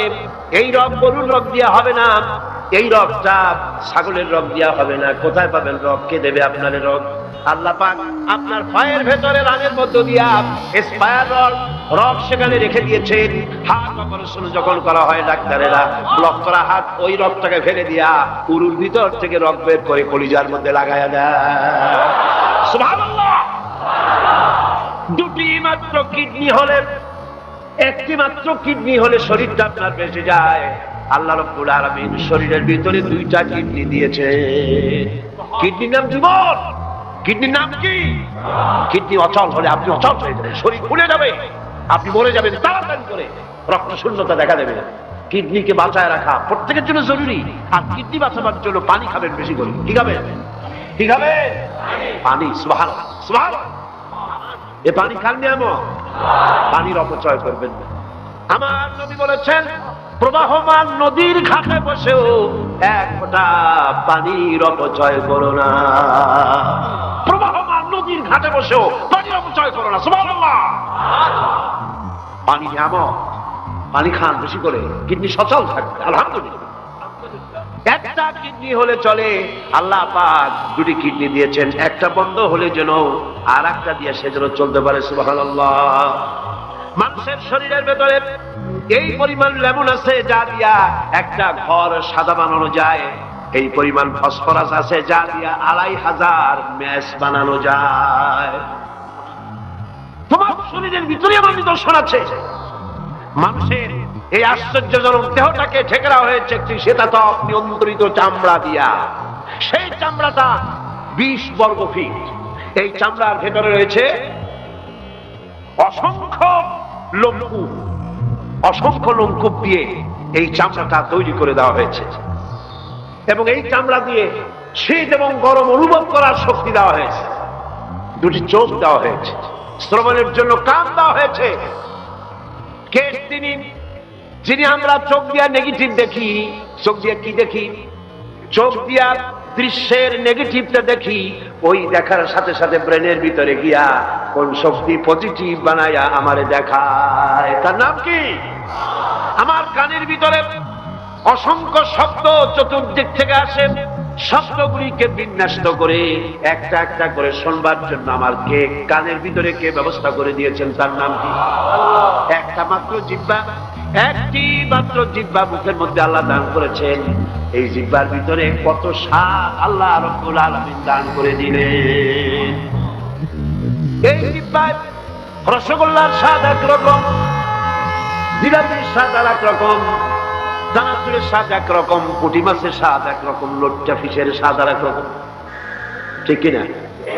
শুটকি মাছের স্বাদ আর একরকম, কাবাবের স্বাদ আর একরকম, আপেলের স্বাদ একরকম, বড়ের স্বাদ একরকম। একটা জিহ্বা দিয়া হাজারো স্বাদ নেওয়ার তৌফিক দিলেন আল্লাহ। সেই খাবার সময় বিসমিল্লাহ বলে না, পরে আলহামদুলিল্লাহ কয় না। এত নিয়ামত দিয়ে আল্লাহ পাক এই সজীব শরীরকে সাজিয়েছেন, শরীরটাকে সুন্দর করেছেন, সুগঠিত করেছেন। আল্লাহ পাক বলেন, তোমার শরীরের ভিতরে রয়েছে আমার দৃষ্টান্ত, এগুলি দেখো। তোমার ব্রেইন, মানুষের মাথায় যে মাথার ভিতরে যে ব্রেইন দেওয়া হয়েছে, এর ভিতরে রয়েছে অসংখ্য সেল, যার মধ্যে বুদ্ধি, প্রজ্ঞা, সুখ, দুঃখ, মেমোরি। এই পৃথিবীতে মানুষের মাথায় যে ব্রেন দেওয়া হয়েছে, এটা সর্বোচ্চ ওজন হচ্ছে 3 পাউন্ড। 3 পাউন্ড ওজনের এই বস্তুটিকে রাখা হয় মাথার খুঁড়ির মধ্যে, মাথার মাঝখানে। এই ব্রেন দেহের কোটি কোটি সেনা প্রহরীকে পাহারার কাজে লাগায়। ব্রেন বুদ্ধি করে, বুদ্ধি দিয়ে লাগায়।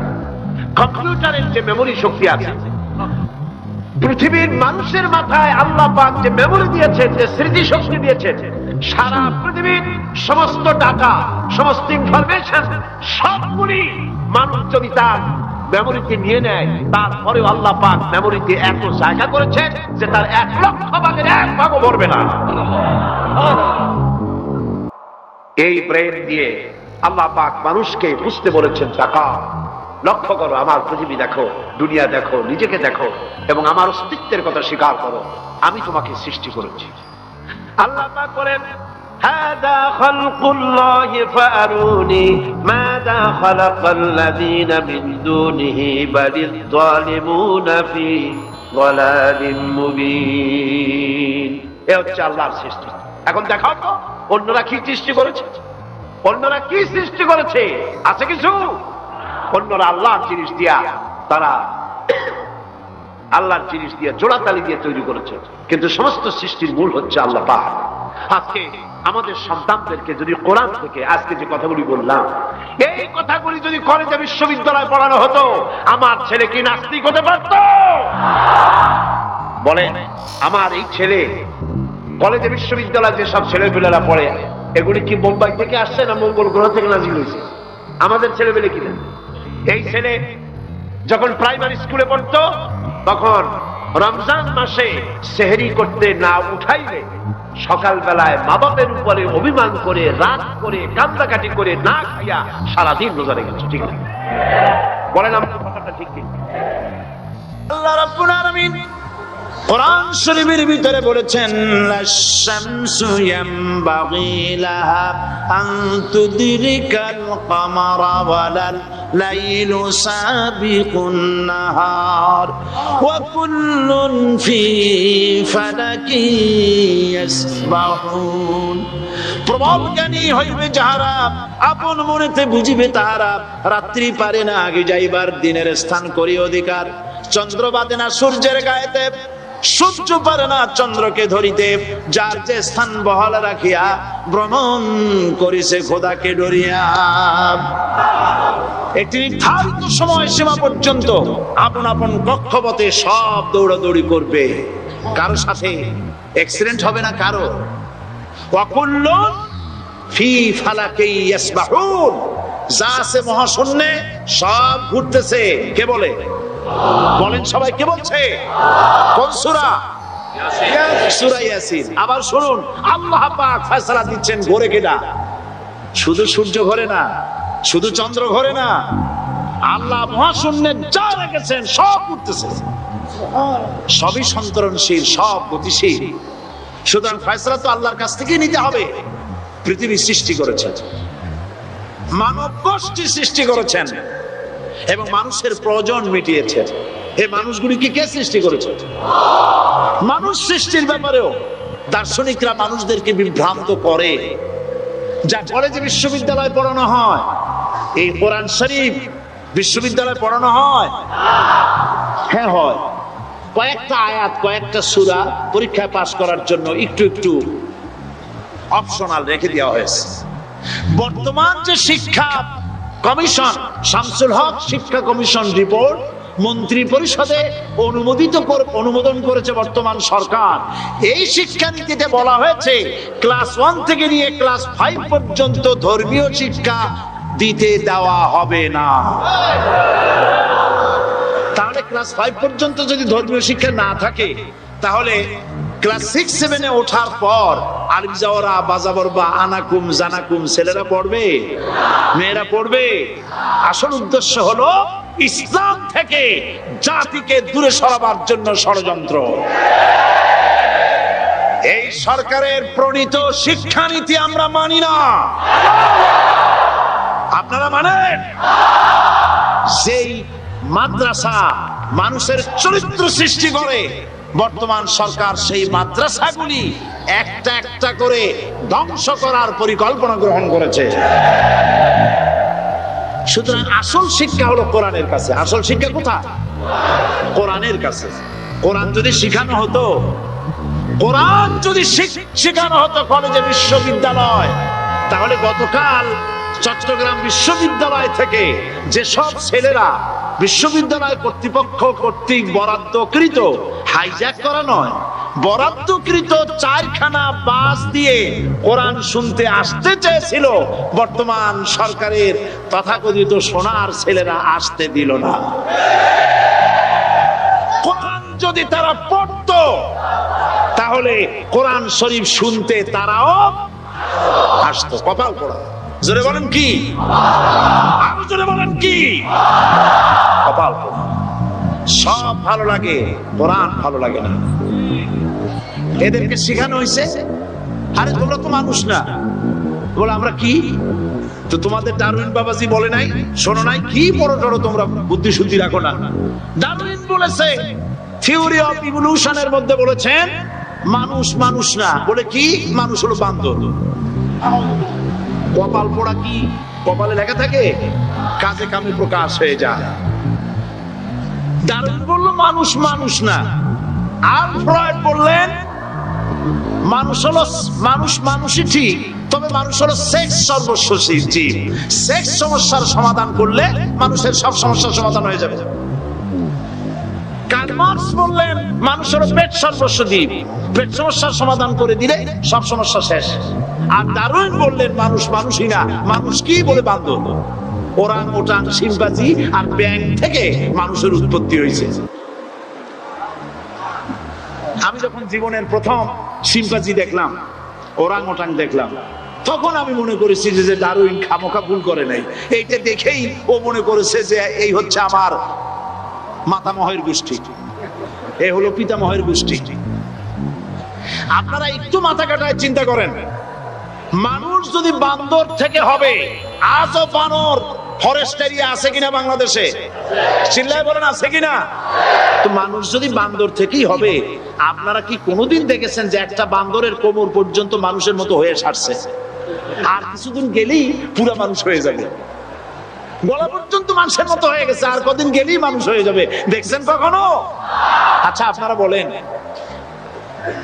পাবদা মাছ আপনারা চট্টগ্রামে কি বলেন? পাবদাই বলেন। পাবদা মাছ দেখতে কি মাছের মতো লাগে? বোয়াল মাছের মতো। কোন পাগলে কি বলছে কথা যে বোয়ালের পূর্বপুরুষ পাবদা? পাবদাগুলি পুটি টুটি খাইয়ে খাইয়ে আস্তে আস্তে বোয়াল হয়ে গেছে, এ কথা কেউ বলে? আচ্ছা, শোলের যে ছোট সাইজ, শোল মাছ, গজাল মাছ, এর যে ছোট্ট সাইজ ভর্তা করে খায়, শুটকি বানায় খায়, ওগুলোর কি বলে? টাকি মাছ। এই টাকি মাছ দেখতে শোল মাছের মতো। কেউ পাগলকে আজ পর্যন্ত বলেছে যে শোল মাছের পূর্বপুরুষ টাকি, টাকিগুলা সার মার খাইয়া আস্তে আস্তে শৌলে পরিণত হয়ে গেছে? কেউ বলেছে কখনো? ডারউইন কয় বোতল খাইয়েছে এই মতবাদ লিখছে আল্লাহই ভালো জানে। যে বান্দরের থেকে মানুষ আবিষ্কার হয়েছে, নাউজুবিল্লাহ। এগুলি পড়ানো হয় কলেজে, বিশ্ববিদ্যালয়, তাই আমাদের সোনার ছেলেরা বান্দরামি করে। ওদের যদি পড়ানো হইতো তোমরা বান্দরের গোষ্ঠী নও, তোমরা মানুষ। মর্যাদা কার বেশি, বান্দরের না মানুষের? এই পৃথিবীর প্রথম মানুষকে আদম আলাইহিস সালাম। আদম হইছেন কি দিয়ে? মাটি দিয়ে। আল্লাহ রাব্বুল আলামিন যিনি মানুষ সৃষ্টি করেছেন, তিনি কোরআন শরীফের ভিতরে বলে দিয়েছেন, আমি প্রথমেই বলেছি, আপনারা লক্ষ্য করুন, এই কোরআন তাবিজের কিতাব নয়, এই কোরআন তদবিরের কিতাব নয়, ঝাড়ফুঁকের কিতাব নয়। কোরআন হলো পৃথিবীর মানুষের জন্য কোড অফ লাইফ, পূর্ণাঙ্গ জীবন বিধান। সবকিছু আল্লাহ পাক কোরআনের ভিতরে বলে দিয়েছেন, কোন জিনিস বাদ দেন নাই। আপনি আমি কেমনে সৃষ্টি হয়েছে আল্লাহ পাক কোরআনের ভিতরে বলেছেন, ইন্না খালাকনাকুম মিন তুরাবিন সুম্মা মিন নুতফাতিন সুম্মা মিন আলাকাতিন সুম্মা মিন মুদগা। নিষ্প্রাণ মাটি দিয়ে তোমাকে উৎপন্ন করা হয়েছে, নিষ্প্রাণ মাটি উপাদান দিয়ে তোমাকে তৈরি করা হলো। মায়ের পেটের ভিতরে এক ফোঁটা নাপাক পানি জমাট রক্তে পরিণত হয়ে গেল, জমাট রক্ত আস্তে করে গোস্ত পিণ্ড হলো, গোস্ত পিণ্ডকে সুন্দর করে সাজায়া হাড্ডি গুড্ডি বানায়া স্ট্রাকচার তৈরি করে তারপরে ফাকাসাউনাল ইযামা লাহমা, চামড়া দিয়ে গোস্ত দিয়া সাজায়া সুন্দর করে বানালাম। আল্লাহর পরিচয় শুনুন, আল্লাহ আমার কেমন আল্লাহ।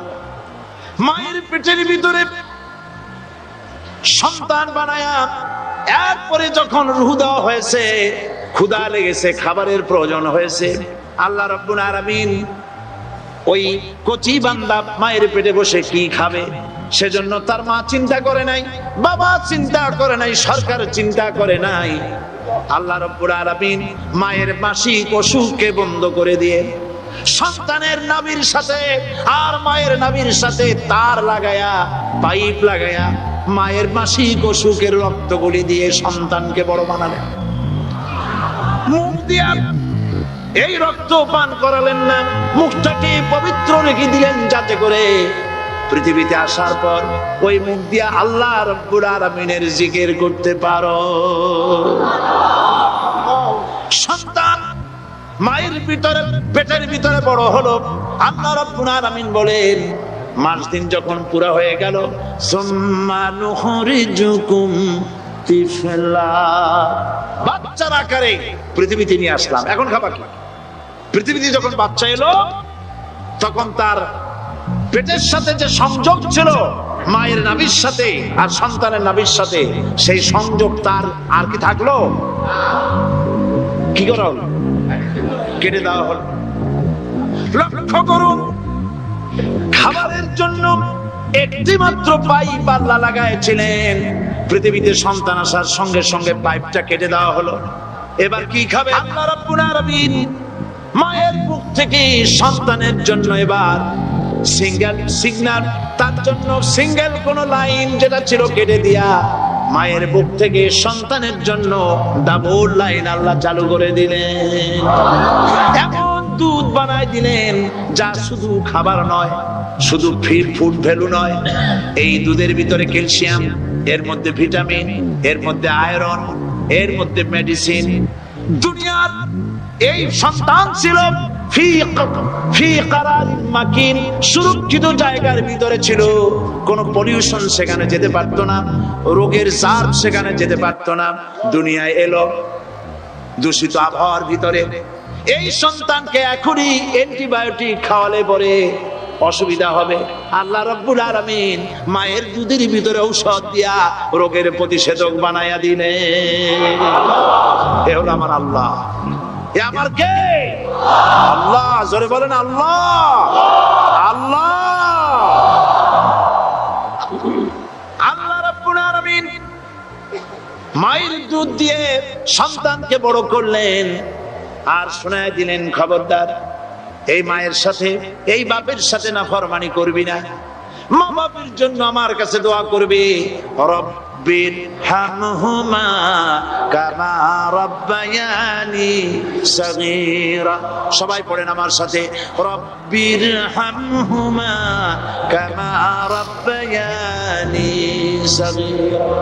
আল্লাহ পাক শিখাই দিলেন বান্দারে আমার কাছে দোয়া করায়, আল্লাহ আমার মা বাপ আমাকে ছোটবেলায় যেভাবে স্নেহের কোলে লালন পালন করেছে, এইভাবে আমার মা বাপ তোমার রহমতের কোলে লালন পালন করো।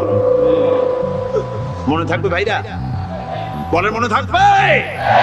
প্রত্যেক নামাজের পরে মা বাবার জন্য দোয়া করবেন, বেঁচে থাকুক আর মরে যাক, দোয়া করবেনই। মনে থাকবে? রব্বির হামহুমা কামা রাব্বায়ানি সগীরা। আবার পড়েন, রব্বির হামহুমা কামা রাব্বায়ানি সগীরা। আল্লাহ পাক মায়ের মর্যাদা এত বাড়াইছেন, সাহাবী প্রশ্ন করেছে, ইয়া রাসূলুল্লাহ খেদমত করব কার? হুজুর বলেন তোমার মায়ের, তারপরে কার? তোমার মায়ের, তারপরে কার? তোমার মায়ের, তারপরে কার? তোমার পিতার। বাপের চাইতে মায়ের মর্যাদা আল্লাহ 3 গুণ বাড়াইয়া দিলেন, 3 গুণ বৃদ্ধি করে দিলেন। হাদিস শরীফে এসেছে, হযরত আবী হুরায়রা রাদিয়াল্লাহু তাআলা আনহু রাসূলের কাছে এসে রাতের বেলায় কাঁদতেছিলেন। হুজুর প্রশ্ন করলেন, আবু হুরায়রা কাঁদো কেন? হযরত আবু হুরায়রা বলছেন, হুজুর মা আমাকে মেরেছে। তিনি প্রশ্ন করলেন, আচ্ছা মা তোমার মারলো কেন? তুমি কি কোনো বেয়াদবি করছো? তিনি বললেন না। তবে মারলো কেন? হযরত আবু হুরায়রা বলেন, ইয়া রাসূলুল্লাহ আপনার খেদমত থেকে বাড়ি ফিরতে আমার দেরি হয়ে গিয়েছিল। গভীর রাত্রে যখন বাড়ি গেছি, মা আমাকে প্রশ্ন করলেন, বাবা দেরি হলো কেন, কোথায় ছিলি? তামাম পৃথিবীর মানুষ যেই কদম মোবারক চুমু দিতে পারলে ধন্য হয়ে যায়, সেই আখিরি জামানার পয়গম্বর নবী মুহাম্মদ রাসূলুল্লাহ সাল্লাল্লাহু আলাইহি সাল্লামের দরবার থেকে আসতে আমার দেরি হয়ে গেছে। ইয়া রাসূলুল্লাহ আমার মা আপনার নাম শুনে তার গা জ্বলে উঠলো, তিনি কাফের মুশরিকা।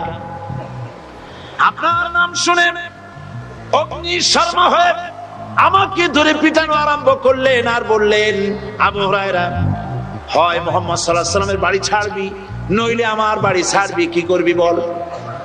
মার খেতে খেতে আমি বললাম, মা তোমার গায়ে যত শক্তি আছে আমারে মারো, তোমার বাড়ি শুদ্ধ। তামাম দুনিয়াটা ছেড়ে দিতে পারি, মুহাম্মদ রাসূলুল্লাহর কদম মোবারক ছেড়ে দিতে পারি না। আল্লাহ, হুজুর আমার মা গলা ধাক্কা মেরে আমাকে বের করে দিয়েছেন। হুজুর বলছেন, আবু হুরায়রা, মা তোমাকে মেরেছে আর আমার কাছে নালিশ করছো, আমি তোমার মায়ের কোনো বিচার করতে পারবো না। সুবহানাল্লাহ, এত বড় পাওয়ারফুল নবী, শানওয়ালা, ইজ্জতওয়ালি, বরকতওয়ালি, এত বড় নবী বলছেন মা মেরেছে, আমার করার কিচ্ছু নাই। সুবহানাল্লাহ। তোমার মা মুশরিকা হোক আর যাই হোক, তোমার মা। সুবহানাল্লাহ বলেন।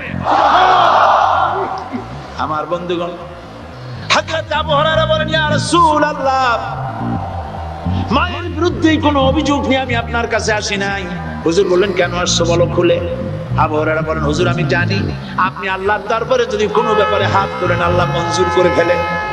আপনি দয়া করে আমার মার জন্য দোয়া করেন, আল্লাহ যেন হেদায়েত দিয়ে দেন। আমার নবীজি দুখানে হাত উত্তোলন করলেন, বললেন, আল্লাহুম্মা ইহদি উম্মা আবি হুরায়রা, আয় আল্লাহ আমি দোয়া করতেছি আবু হুরায়রার মাকে হেদায়েত নসিব করো। হুজুর হাত তুলে মোনাজাত করছেন, আবু হুরায়রা দৌড় দিলেন বাড়ির দিকে। কয়েকজন সাহাবী হযরত আবু হুরায়রার জামা টেনে ধরেছে, এই ভদ্রলোক দৌড়ায় কেন? এত শান্ত মানুষ, কখনো গরম হয়ে কারো সঙ্গে কথা বলে না, এই মানুষটা দৌড়ায় কেন? কোনো বিপদ হইল নাকি? জামা টেনে ধরে বলে, আবু হুরায়রা দৌড়াও কেন? হযরত আবু হুরায়রা বলেন, জামা ছেড়ে দাও, কোনো বিপদ আমার হয় নাই, আমি দৌড়াইয়া বাড়ি যাই দেখতে চাই।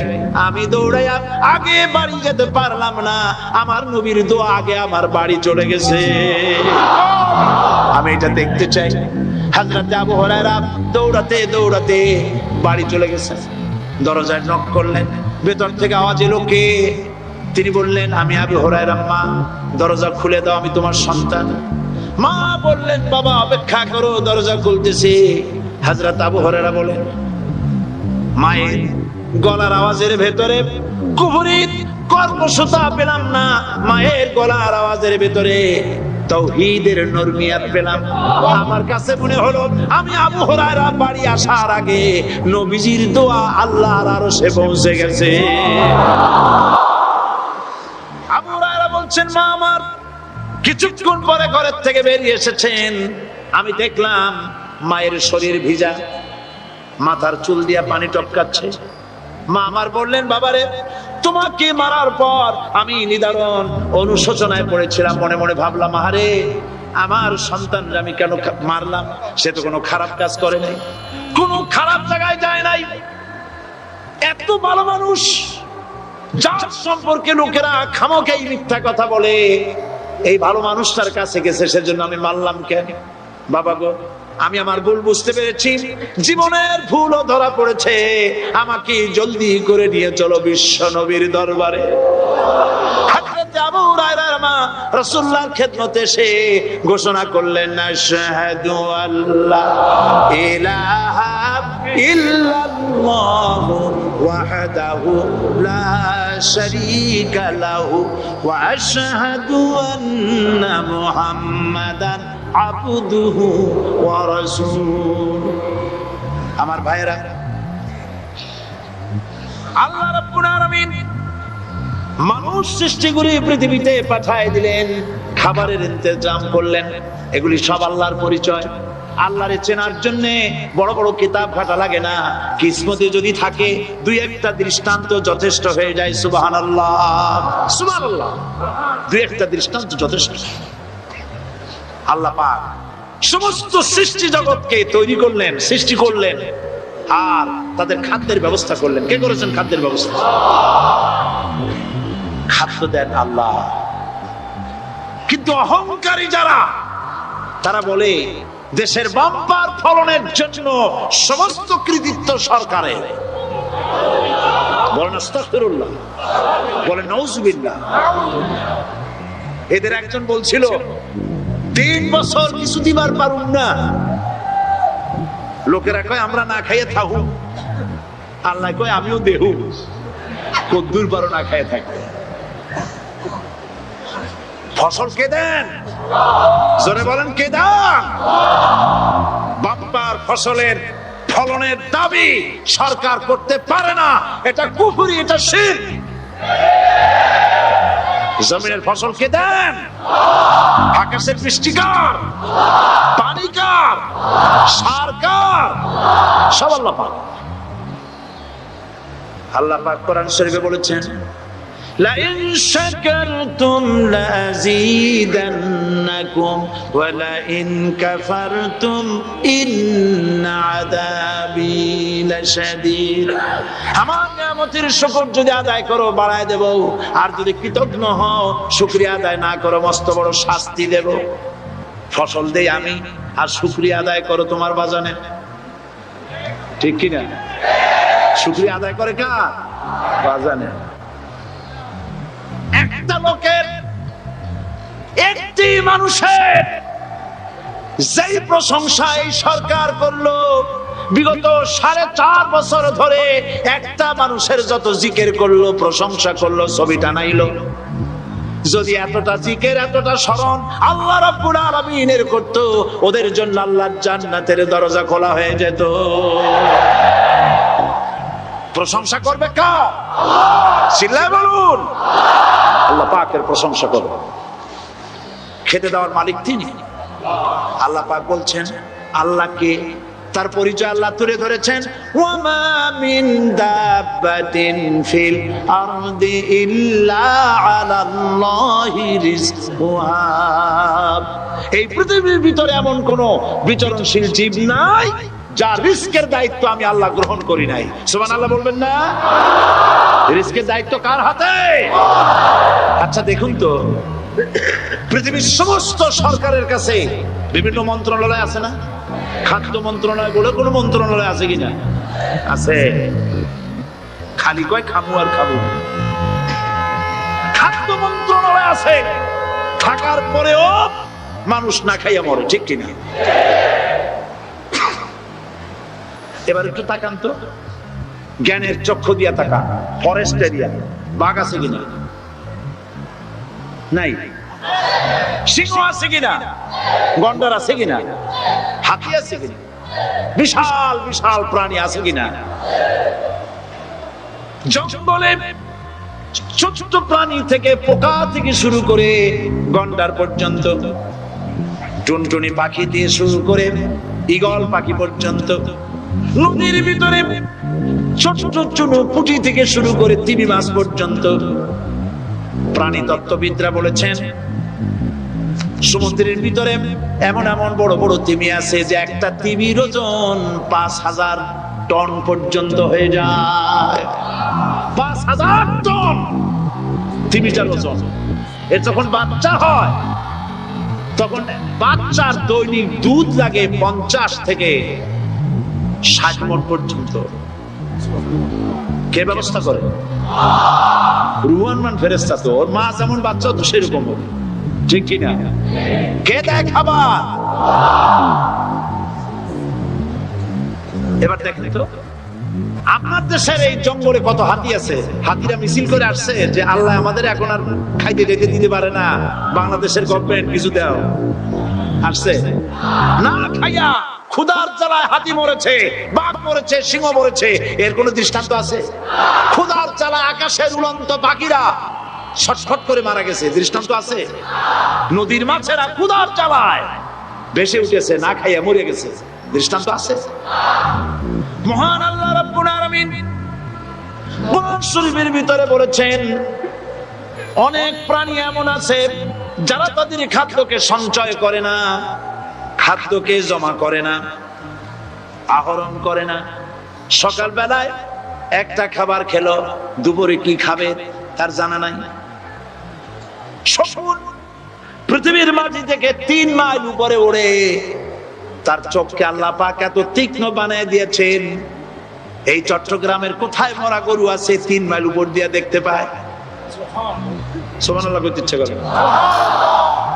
এই প্রাণীগুলি, খাবারগুলি কোন গভর্নমেন্ট জোগাড় করে রাখে নাই।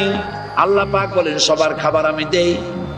সকাল বেলায় সমস্ত প্রাণীগুলি, মহাশূন্যে পাখি পানির ভিতরে মৎস্যরাজি, জঙ্গলের ভিতরে হিংস্র প্রাণী, পোকামাকড় থেকে শুরু করে সবগুলো খালি পেটে সব বেরিয়ে যায়, কারো কোনো খাবারের মজুদ নাই। সন্ধ্যা হতে না হতে সমস্ত প্রাণীগুলির পেট ভরাইয়া আমি আবার যার যার ঘরে ফিরাই দেই। ওমা মিন দাব্বাতিন ফিল আরদি ইল্লা আলাল্লাহি রিজকুহা। সমস্ত প্রাণী রিজকের দায়িত্ব আমি আল্লাহর হাতে। কে দেয় রিজক? জোরে বলুন, কে দেন? আল্লাহ পাক। কি খাবেন সব আল্লাহ জোগাড় করে দিয়েছেন। তরি তরকারি জোগাড় করেছেন, মাছ জোগাড় করেছেন, চাউল দিয়েছেন, খাবার দিয়েছেন, গোশত দিয়েছেন, সব দিয়ে দিয়েছেন। আল্লাহ রাব্বুল আলামিন সমস্ত জিনিস দিয়ে মানুষকে আল্লাহ পাক তার জন্য আল্লাহ সব করেছেন। খালাকালাকুম মা ফিল আরদি জামিআ। এই পৃথিবীতে যা তৈরি করেছে সব তোমার জন্য। এ হচ্ছে আমার আল্লাহ, এ হচ্ছে আমার কে? আল্লাহ। সে আল্লাহ পাক বলছেন, আল্লাহর পরিচয় তিনি স্রষ্টা, তিনি রিজেক দাতা। এবার আইনদাতা কে? আইনদাতা কে? আরো জোরে বলুন। আইনদাতা আল্লাহ হচ্ছে আল্লাহর পরিচয়। ইনিল হুকমু ইল্লা লিল্লাহ আলা লাহুল খালকু ওয়াল আমর। সৃষ্টি যার, আইন চলবে তার। আমার দেশে আল্লাহর আইন চলছে? আমাদের দেশের কল কারখানা, ক্ষেত খামার, অফিস আদালত আল্লাহর আইন অনুযায়ী চলে? চলে না। বরং আল্লাহর আইনকে মুছে ফেলার জন্য, নিজেদের আইন সৃষ্টি করার জন্য প্রচেষ্টা চালানো হচ্ছে। আল্লাহর আইন মানুষের জন্য সব থেকে বেশি উপযোগী, কারণ সৃষ্টি করেছেন কে? বলেন, কে করেছেন? আল্লাহ। প্রত্যেকটি মেশিন আপনি যা কিনবেন, রেডিও হোক, টিভি হোক, যে কোনো যন্ত্র হোক, গাড়ি হোক, তার সাথে একটা লিটারেচার, একটা বই তার সঙ্গে দিয়ে দেওয়া হয়। ওই বইয়ের মধ্যে লেখা থাকে এটা কিভাবে চালানো হবে, অপারেট করা হবে, তার সিস্টেম লেখা থাকে। আপনার ইচ্ছা মতো চালাইলে হবে না। এই মানব গোষ্ঠীকে সৃষ্টি করেছেন। এখন আপনি যদি আপনার আইন মতো চালান, তা কি চলবে? চলবে না। আপনি আপনার আইন মতো চালাচ্ছেন, ভালোভাবে চলতেছে? চলতেছে না। স্বরাষ্ট্রমন্ত্রী বলতেছেন সন্ত্রাসীদেরকে মাটির তলা থেকে খুঁজে বের করা হবে, কিন্তু নাকের উপর দিয়ে ব্রিফকেস চুরি হয়ে যায়, উনি তা ধরতে পারেন না। এই হলো আইন।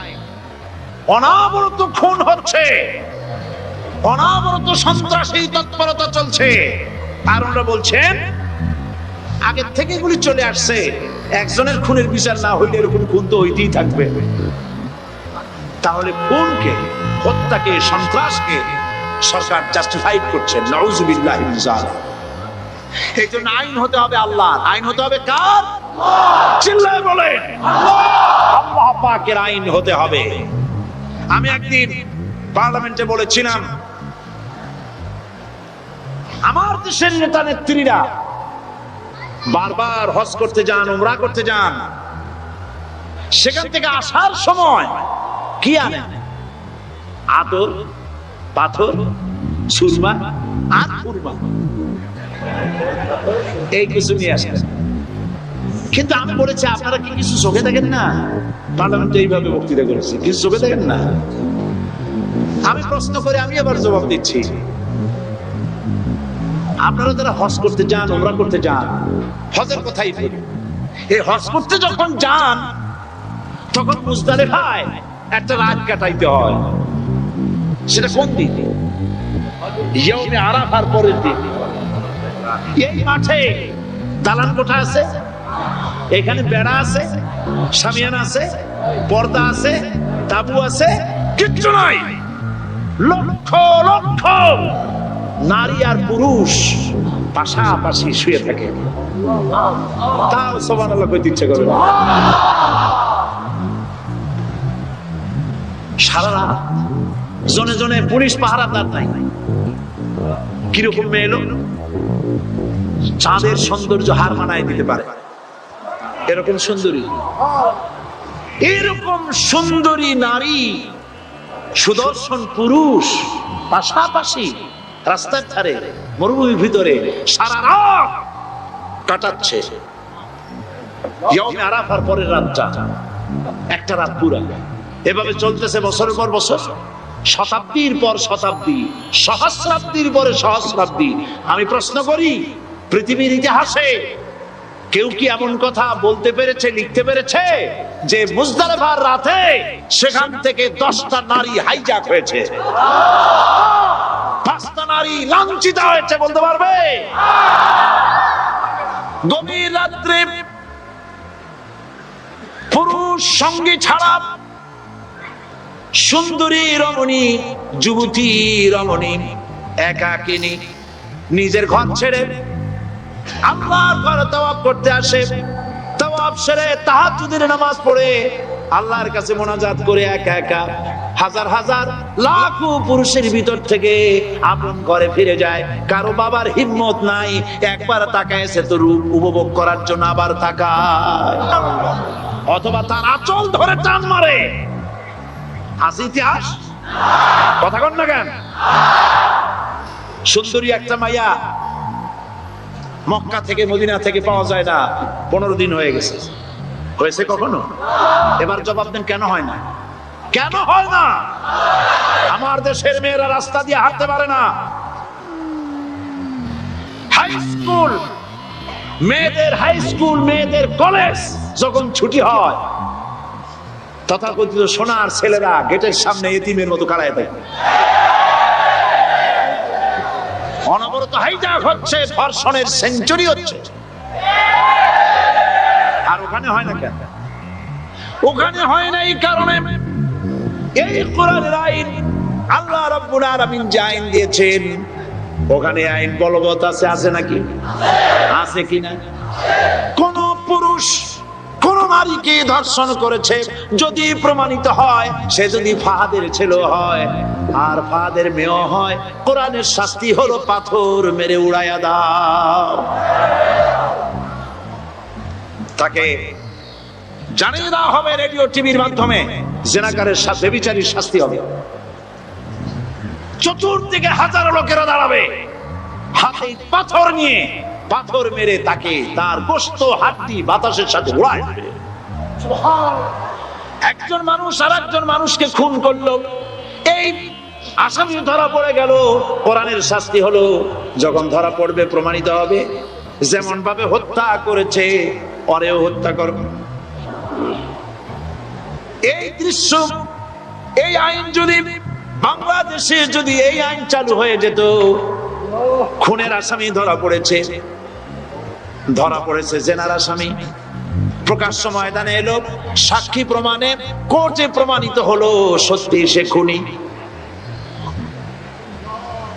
এই বিশাল আউটার স্টেডিয়ামের মাঝখানে খুনি কি দাঁড় করাও, চতুর্দিকে হাজারো লাখো মানুষ থাকুক, রেডিও টিভির ক্যামেরা কার্যকর হবে, পত্র পত্রিকার সাংবাদিকরা আসবে, তরবারির এক আঘাতে খুনির কল্লাটা উড়ায় দাও, দেহটা নিঃসার হয়ে জমিনে পড়ে যাবে।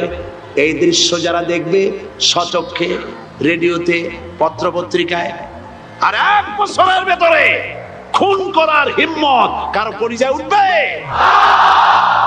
জেনাকারের পাথর মেরে দেওয়া, পাথর মেরে উড়িয়ে দেওয়ার শাস্তি যদি চোখে কেউ দেখে, জেনা করার পুলক আর জাগবে? এটা নাম আল্লাহর আইন। এই আইন কার? এই আইন কার?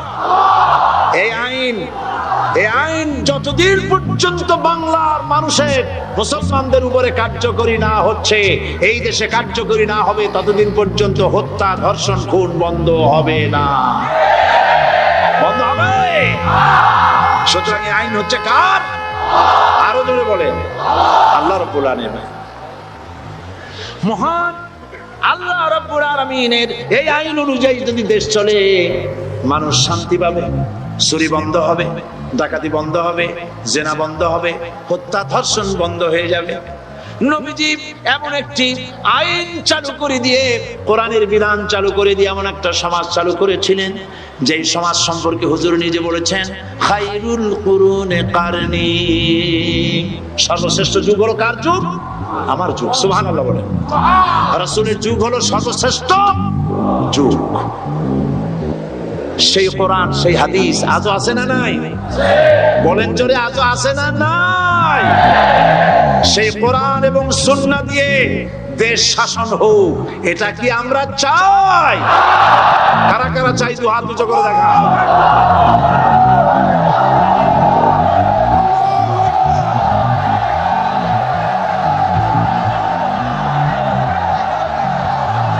আরে ভাই, আপনারা দাঁড়ায় গেলেন কেন? বসেন বসেন। আমি তো একটা স্লোগান দিতে বললাম, হাত দেখতে চাইছি আমি, মাথা দেখতে চাই নাই। এই সুযোগে কোমরটা সোজা করে নিলেন। আচ্ছা বসেন, আর মহব্বতের সাথে জিকির করেন, লা ইলাহা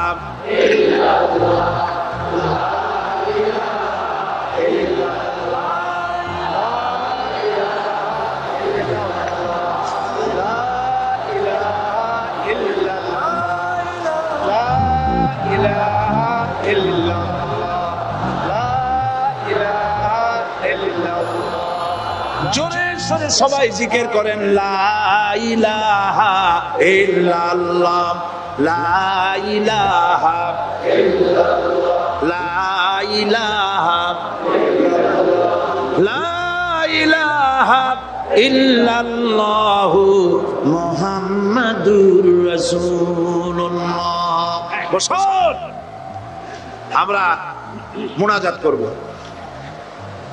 আল্লাহ রাব্বুল আলামিন আয়াতুল কুরসির ভিতরে আল্লাহর সার্বভৌমত্বের কথা বলেছেন, আল্লাহু লা ইলাহা ইল্লা হুয়াল হাইয়ুল কাইয়্যুম। পড়েন আমার সাথে সবাই, আল্লাহু লা ইলাহা ইল্লা হুয়াল হাইয়ুল কাইয়্যুম। আল্লাহ হচ্ছেন যিনি ছাড়া কোনো ইলাহ নাই, তিনি শাশ্বত চিরঞ্জীব। সুবহানাল্লাহি ওয়া বিহামদিহি।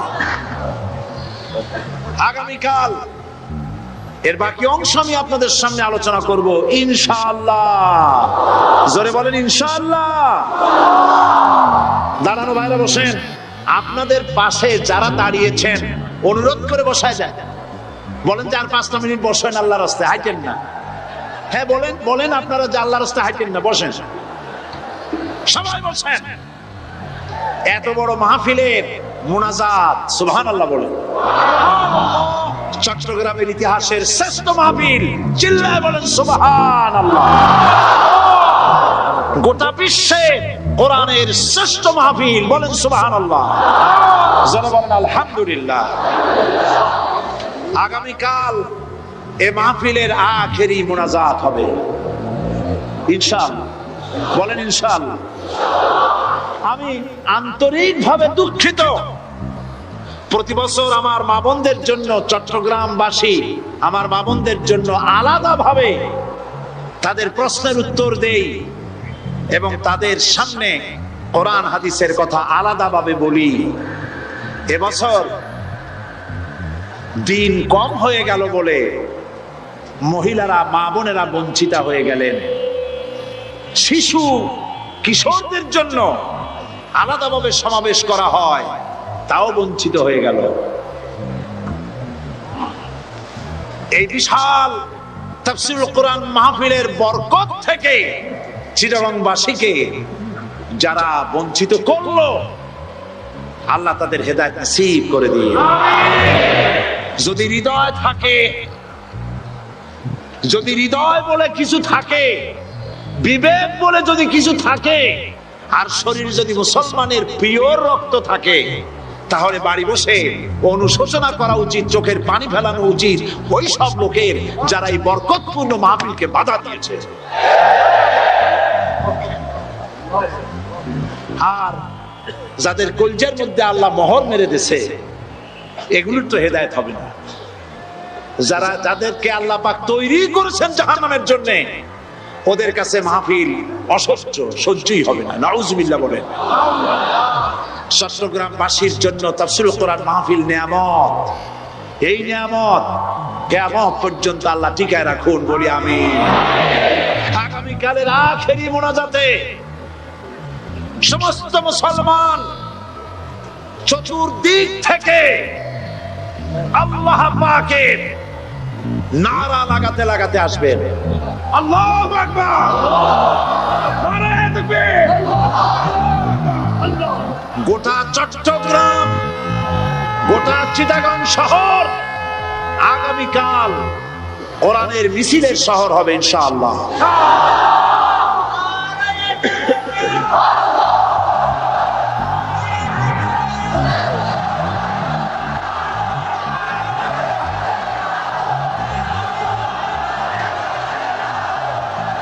সকল ধন এবং সম্পদের মূল মালিক হচ্ছেন আল্লাহ পাক।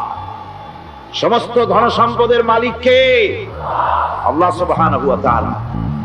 কোরআনে কারীম বলছে, লিল্লাহি মা ফিস সামাওয়াতি ওয়া মা ফিল আরদ। আকাশ এবং জমিনের ভিতরে যা কিছু আছে সব কিছুর মালিকানা কার? জোরে বলেন কার? আল্লাহ রাব্বুল আলামিন হচ্ছেন এর একচ্ছত্র মালিক। সুতরাং বান্দাদের কাছে কিছুদিনের জন্য এগুলিকে আমানত রাখা হয়েছে।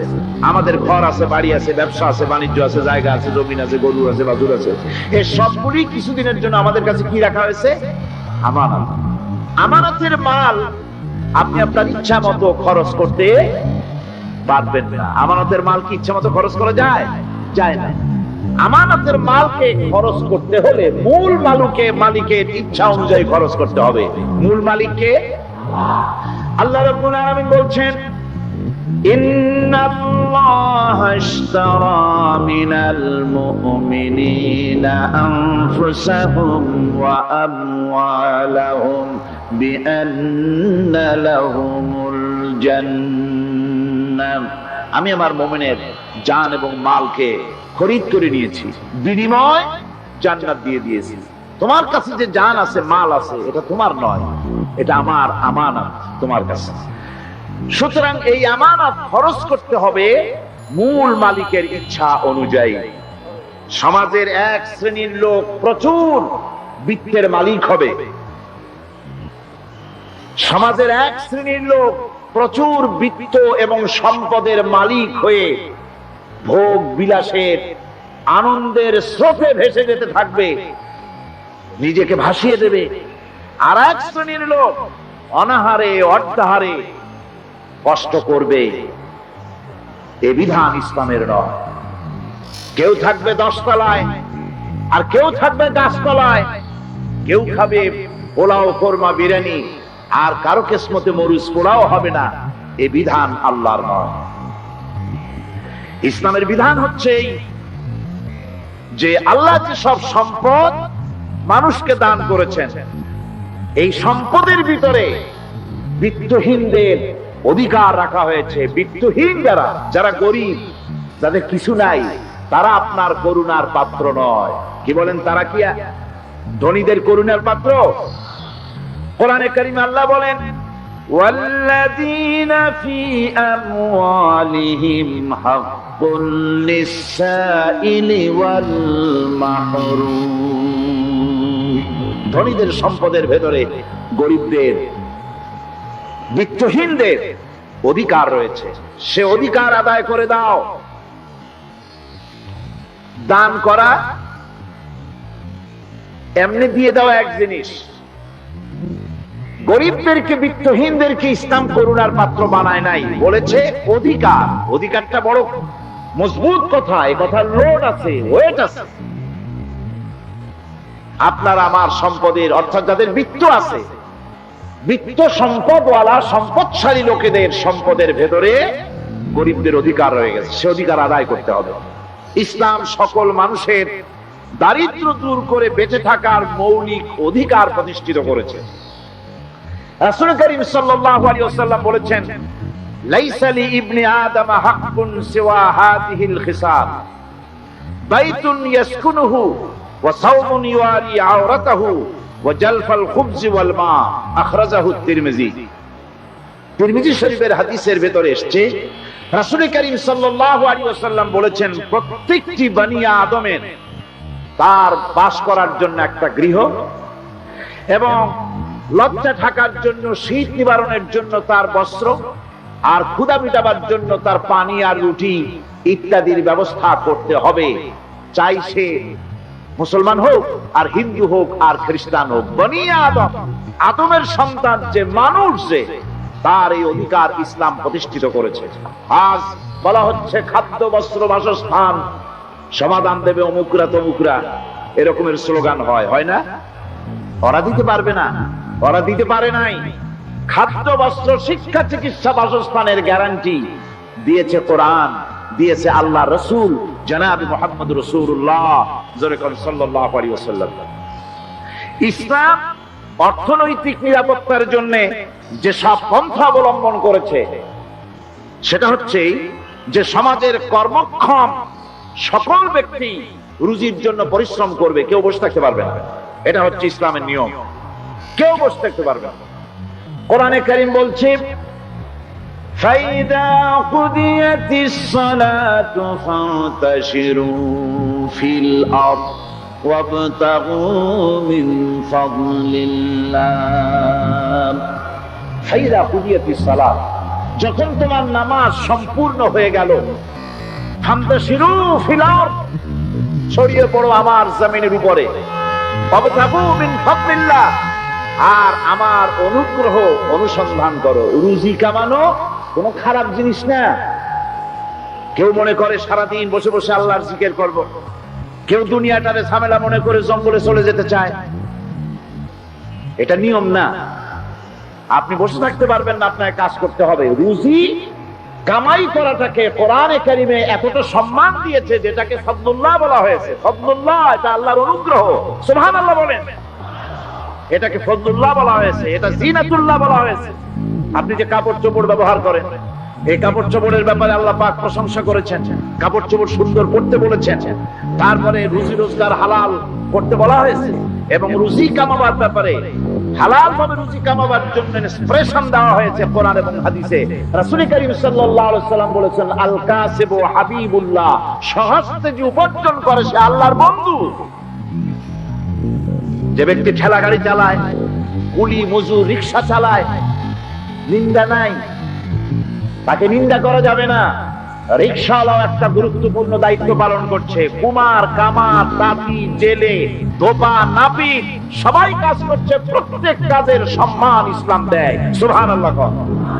সমস্ত কাজের সম্মান আছে, শুধুমাত্র সম্মান নাই চুরির কাজের, ডাকাতির কাজের, সন্ত্রাসের কাজের, চাঁদাবাজির কাজের, মাস্তানির কাজের। এই সব কাজ নিন্দনীয়, এবং এই সব কাজ নিতান্ত বাজে কাজ। এ কাজের কোনো সম্মান নাই। সম্মান হচ্ছে নিজের হাতে কামাই করে সারা দিনে এক মুঠো খাবারও যদি খান, আপনার খাবারের চাইতে হালাল খাবার কারো হতে পারে না। আল্লাহর বন্ধু সোজা কথা না। আল কাসিবু হাবিবুল্লাহ, সহস্ত উপার্জনের এত বরকত। সেজন্য অর্থনৈতিক নিরাপত্তার জন্য সমাজের প্রত্যেকটি কর্মক্ষম লোককে কাজ করতে হবে। কি করতে হবে? নামাজ পড়া হয়ে গেছে, এখন আর বসে থাকা চলবে না। নেমে পড়ুন কাজের জন্য, আল্লাহর অনুগ্রহ অনুসন্ধান করুন। এরপরে আল্লাহ পাক বলছেন, আমার অনুগ্রহ রুজি কামাও, আর রুজি কামাবার সময় ওয়াজকুরুল্লাহ যিকরান কাসীরা লাআল্লাকুম তুফলিহুন। আর জিকির করবা আমার বেশি, আমার জিকির করবা। বলা হচ্ছে রুজি অনুসন্ধান করো, আর বলা হচ্ছে আমার জিকির করো। তো জিকির আর রুজি সন্ধানের ভিতরে সামঞ্জস্য কি?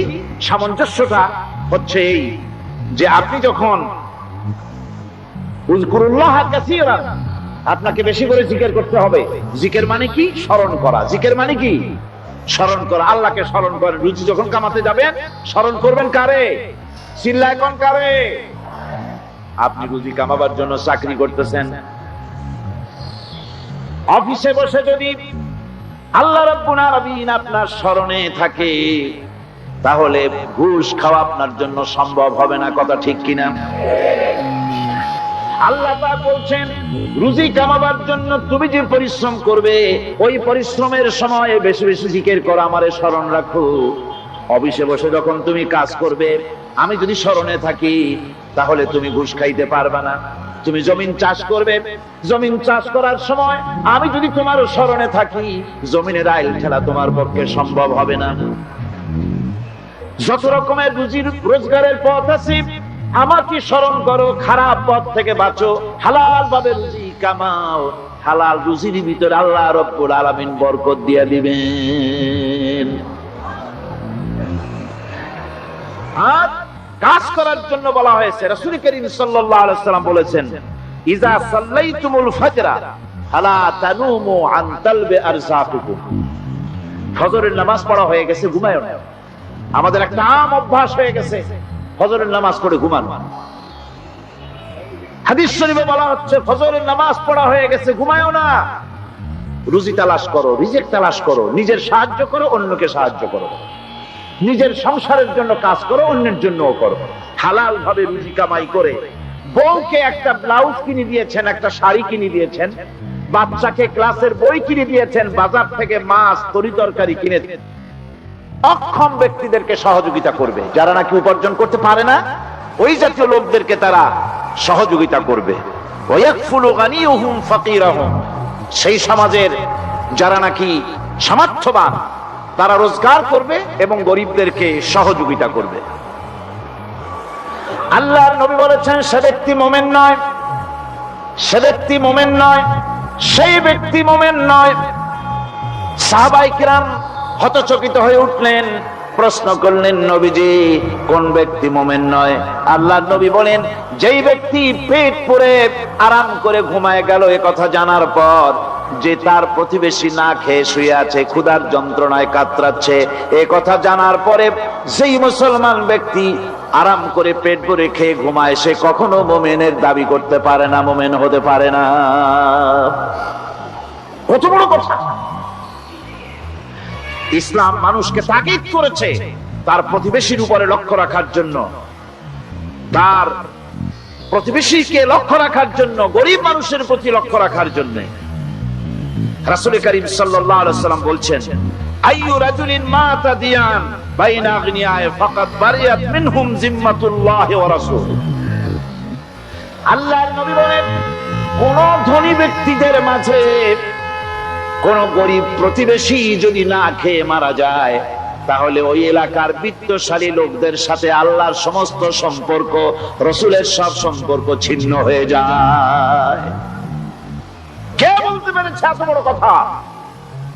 মানুষের অর্থনৈতিক নিরাপত্তার জন্য কত বড় কথা বলেছে ইসলাম, বলেছে বিশ্বনবী জনাবে মুহাম্মদ রাসূলুল্লাহ সাল্লাল্লাহু আলাইহি ওয়াসাল্লাম। আল্লাহ রাব্বুল আলামিন বলেন, ধনীদের হাতে যেন সম্পদগুলি পুঞ্জীভূত হয়ে না যায়, কাইলা ইয়াকুনা দুলাতাম বাইনাল আগনিয়াই মিনকুম। তোমাদের ধনীদের হাতে যেন সম্পদগুলি, সমাজের সম্পদগুলি যেন পুঞ্জীভূত না হয়, সেগুলি বরং ছড়িয়ে আস্তে করে যেন সমস্ত গরিব যেন সাধারণের কাছে যেতে পারে, সে ব্যবস্থা করতে হবে। যাকাত প্রদানের মাধ্যমে ধনীদের কাছ থেকে নিয়ে গরিবদেরকে দিয়ে দিতে হবে। আর বুখারী শরীফের সারা ফাথুল বারীতে হাফেজ ইবনে হাজার আসকালানী রাহিমাহুল্লাহ তিনি বলেছেন, যাকাত যদি ধনীরা না দেয়, যদি কেউ দিতে বাধা দেয়, ফামানিমতানা উখিযাত বিহি কাহরান, যদি যাকাত না দেয় জবরদস্তি করে যাকাত আদায় করে নিবে গভর্নমেন্ট। যাকাত দিতেই হবে। মুনকিরিনে যাকাত, যারা যাকাত দিতে অস্বীকার করেছিল, হযরতে সিদ্দিক আকবর, হযরতে আবু বকর সিদ্দিক রাদিয়াল্লাহু তাআলা আনহু, তিনি তাদের সম্পর্কে বলেছিলেন, ওয়াল্লাহি লাউকাতিলান্না মান ফাররাকা বাইনাস সালাতি ওয়াজ যাকাত, অবশ্যই আমি ওই সম্প্রদায়ের লোকের বিরুদ্ধে যুদ্ধ ঘোষণা করব যারা নামাজ আর যাকাতের মধ্যে পার্থক্য সূচিত করবে। যারা নামাজ তো পড়বে কিন্তু যাকাত দিবে না সরকারের কাছে, যাকাত আদায় করবে না, তাদের বিরুদ্ধে যুদ্ধ ঘোষণা করব। ইসলামী সরকার যদি প্রতিষ্ঠিত হয় তাহলে এই যাকাত আদায় করা হবে। যাকাত কেউ নিয়ে বসে থাকতে পারবে না, যাকাত আদায় করা হবে। আমাদের দেশে নিয়ম মাফিক যদি যাকাত আদায় করা হতো, এই দেশ যদি ইসলামী গভর্নমেন্ট হতো, আল্লাহ যেন দয়া করে দেন, কন্যা আমিন। আল্লাহ পাক যদি দয়া করে দেশটার ইসলামী রাষ্ট্র বানায় দেন, তাহলে যাকাত তো আদায় করে নেওয়া হবে, যাকাত দিতে আপনি বাধ্য। গরিব মানুষ থাকবে না। এখনো বাংলাদেশের নিয়ম মাফিক যদি যাকাত আদায় করা হয়, নিয়ম মাফিক মানে সোনার যাকাত, রূপার যাকাত, নগদ ক্যাশের যাকাত, ফসলের ওষুধ সঠিকভাবে যদি আদায় করা হয়, তো একেবারে কম করে হলেও 1000 কোটি টাকা যাকাতের টাকা কালেকশন হতে পারে। এটা কি কম কথা? 1000 কোটি টাকা, এই টাকা আদায় করা হচ্ছে না। এই টাকা আদায় না করার কারণে যে শূন্যতার সৃষ্টি হচ্ছে, এই ভ্যাকুয়ামকে পূর্ণ করার জন্য এগিয়ে এসেছে 7 সমুদ্র 13 নদীর উপর থেকে এনজিওরা। এনজিওরা এসে আমাদের দেশে, সব এনজিও খারাপ আমি তা বলি না, বহু এনজিও আছে যারা এদেশের উন্নয়নের, আর্থসামাজিক উন্নয়নের জন্য তারা প্রচেষ্টা করছে। রাস্তাঘাট, স্কুল, কলেজ, চিকিৎসা ইত্যাদির দিকে কাজ করছে। যতগুলি এনজিও আমাদের দেশে আছে তার ভিতরে 52টা এনজিও গোনা বাছা যারা ইসলামের প্রকাশ্য দুশমন, আর এর শীর্ষ স্থানে আছে ব্রাক। এই এনজিও গুলি তারা আমাদের দেশে এসে সুদি কারবার শুরু করেছে, পরিপূর্ণভাবে সুদের কারবার। ব্যাংকের থেকে যদি আপনি লোন নেন তাহলে 15 or 17% ইন্টারেস্ট দিতে হবে, আর ওদের কাছ থেকে যে সুদ, যে টাকা নেওয়া হয়, সেই টাকায় গ্রামীণ ব্যাংক থেকে শুরু করে ব্রাক বলেন, কারিতাস বলেন, অক্সফাম বলেন, অ্যাডাপ বলেন, যেগুলি আছে এগুলি সুদ নেয় 30 থেকে 34% পর্যন্ত। গোটা জাতিকে গ্রাম পর্যায়ে তারা সুদের নিবিড় চাষ করতেছে, ঘরে ঘরে সুদ পৌঁছে দিয়েছে। মুসলমান নারীদেরকে বেহুরমতি করেছে, ইসলামের ঐতিহ্য ধ্বংস করতেছে, নারীদেরকে বিপর্যয় করতেছে। আমার দেশের ফ্যামিলি স্ট্রাকচারকে এনজিওরা ধ্বংস করে দিচ্ছে।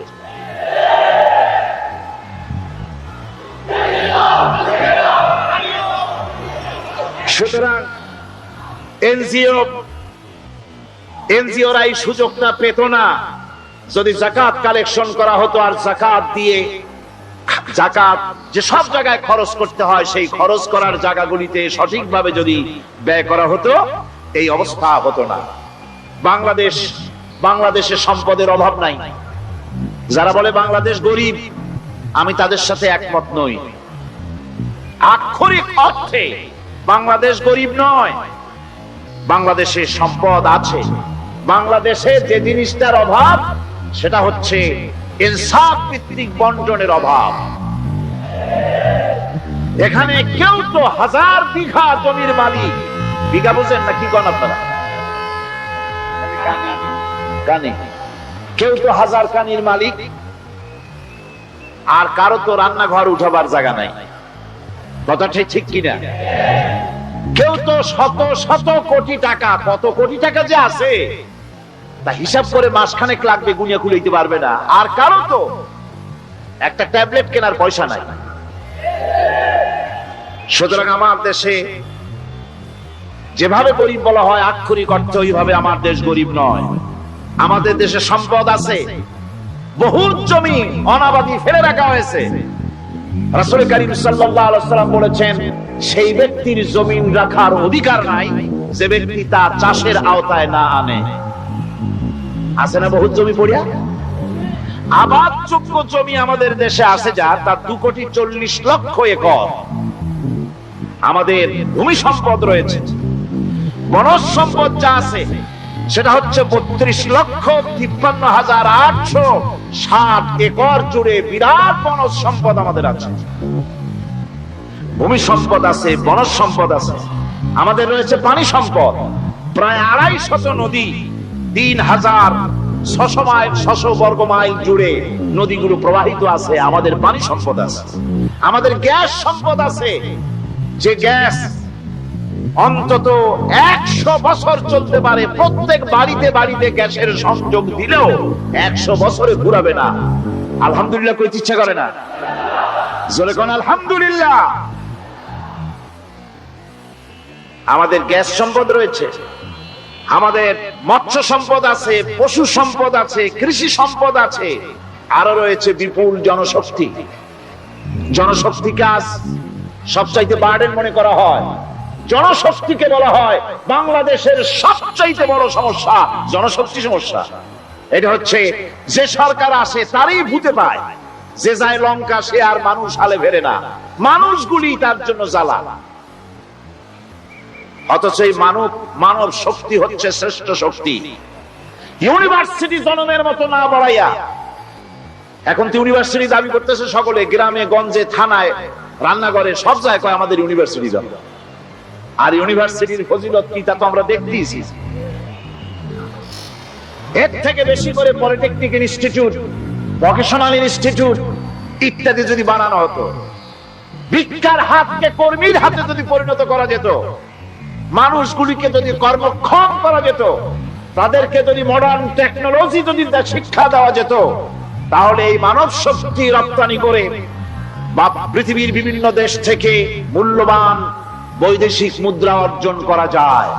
সেটা না করে মানুষ হইছে জ্বালা, জনমের মতো এদেরকে মারো। এটা হচ্ছে ট্রেনের থার্ড ক্লাস প্যাসেঞ্জার্স মেন্টালিটি। সেটা কিরকম? সেটা হচ্ছে ট্রেনে যখন মানুষ চলে তৃতীয় শ্রেণীতে, একবার উঠে বসলে সে অন্যের জন্য জায়গা ছাড়ে না। জায়গা খালি আছে, আরেকজন আসে বললে ভাই আমার একটু বসতে দাও, কয় না ভাই এখানে লোক আছে। আসলে কিন্তু লোক নাই। আপনি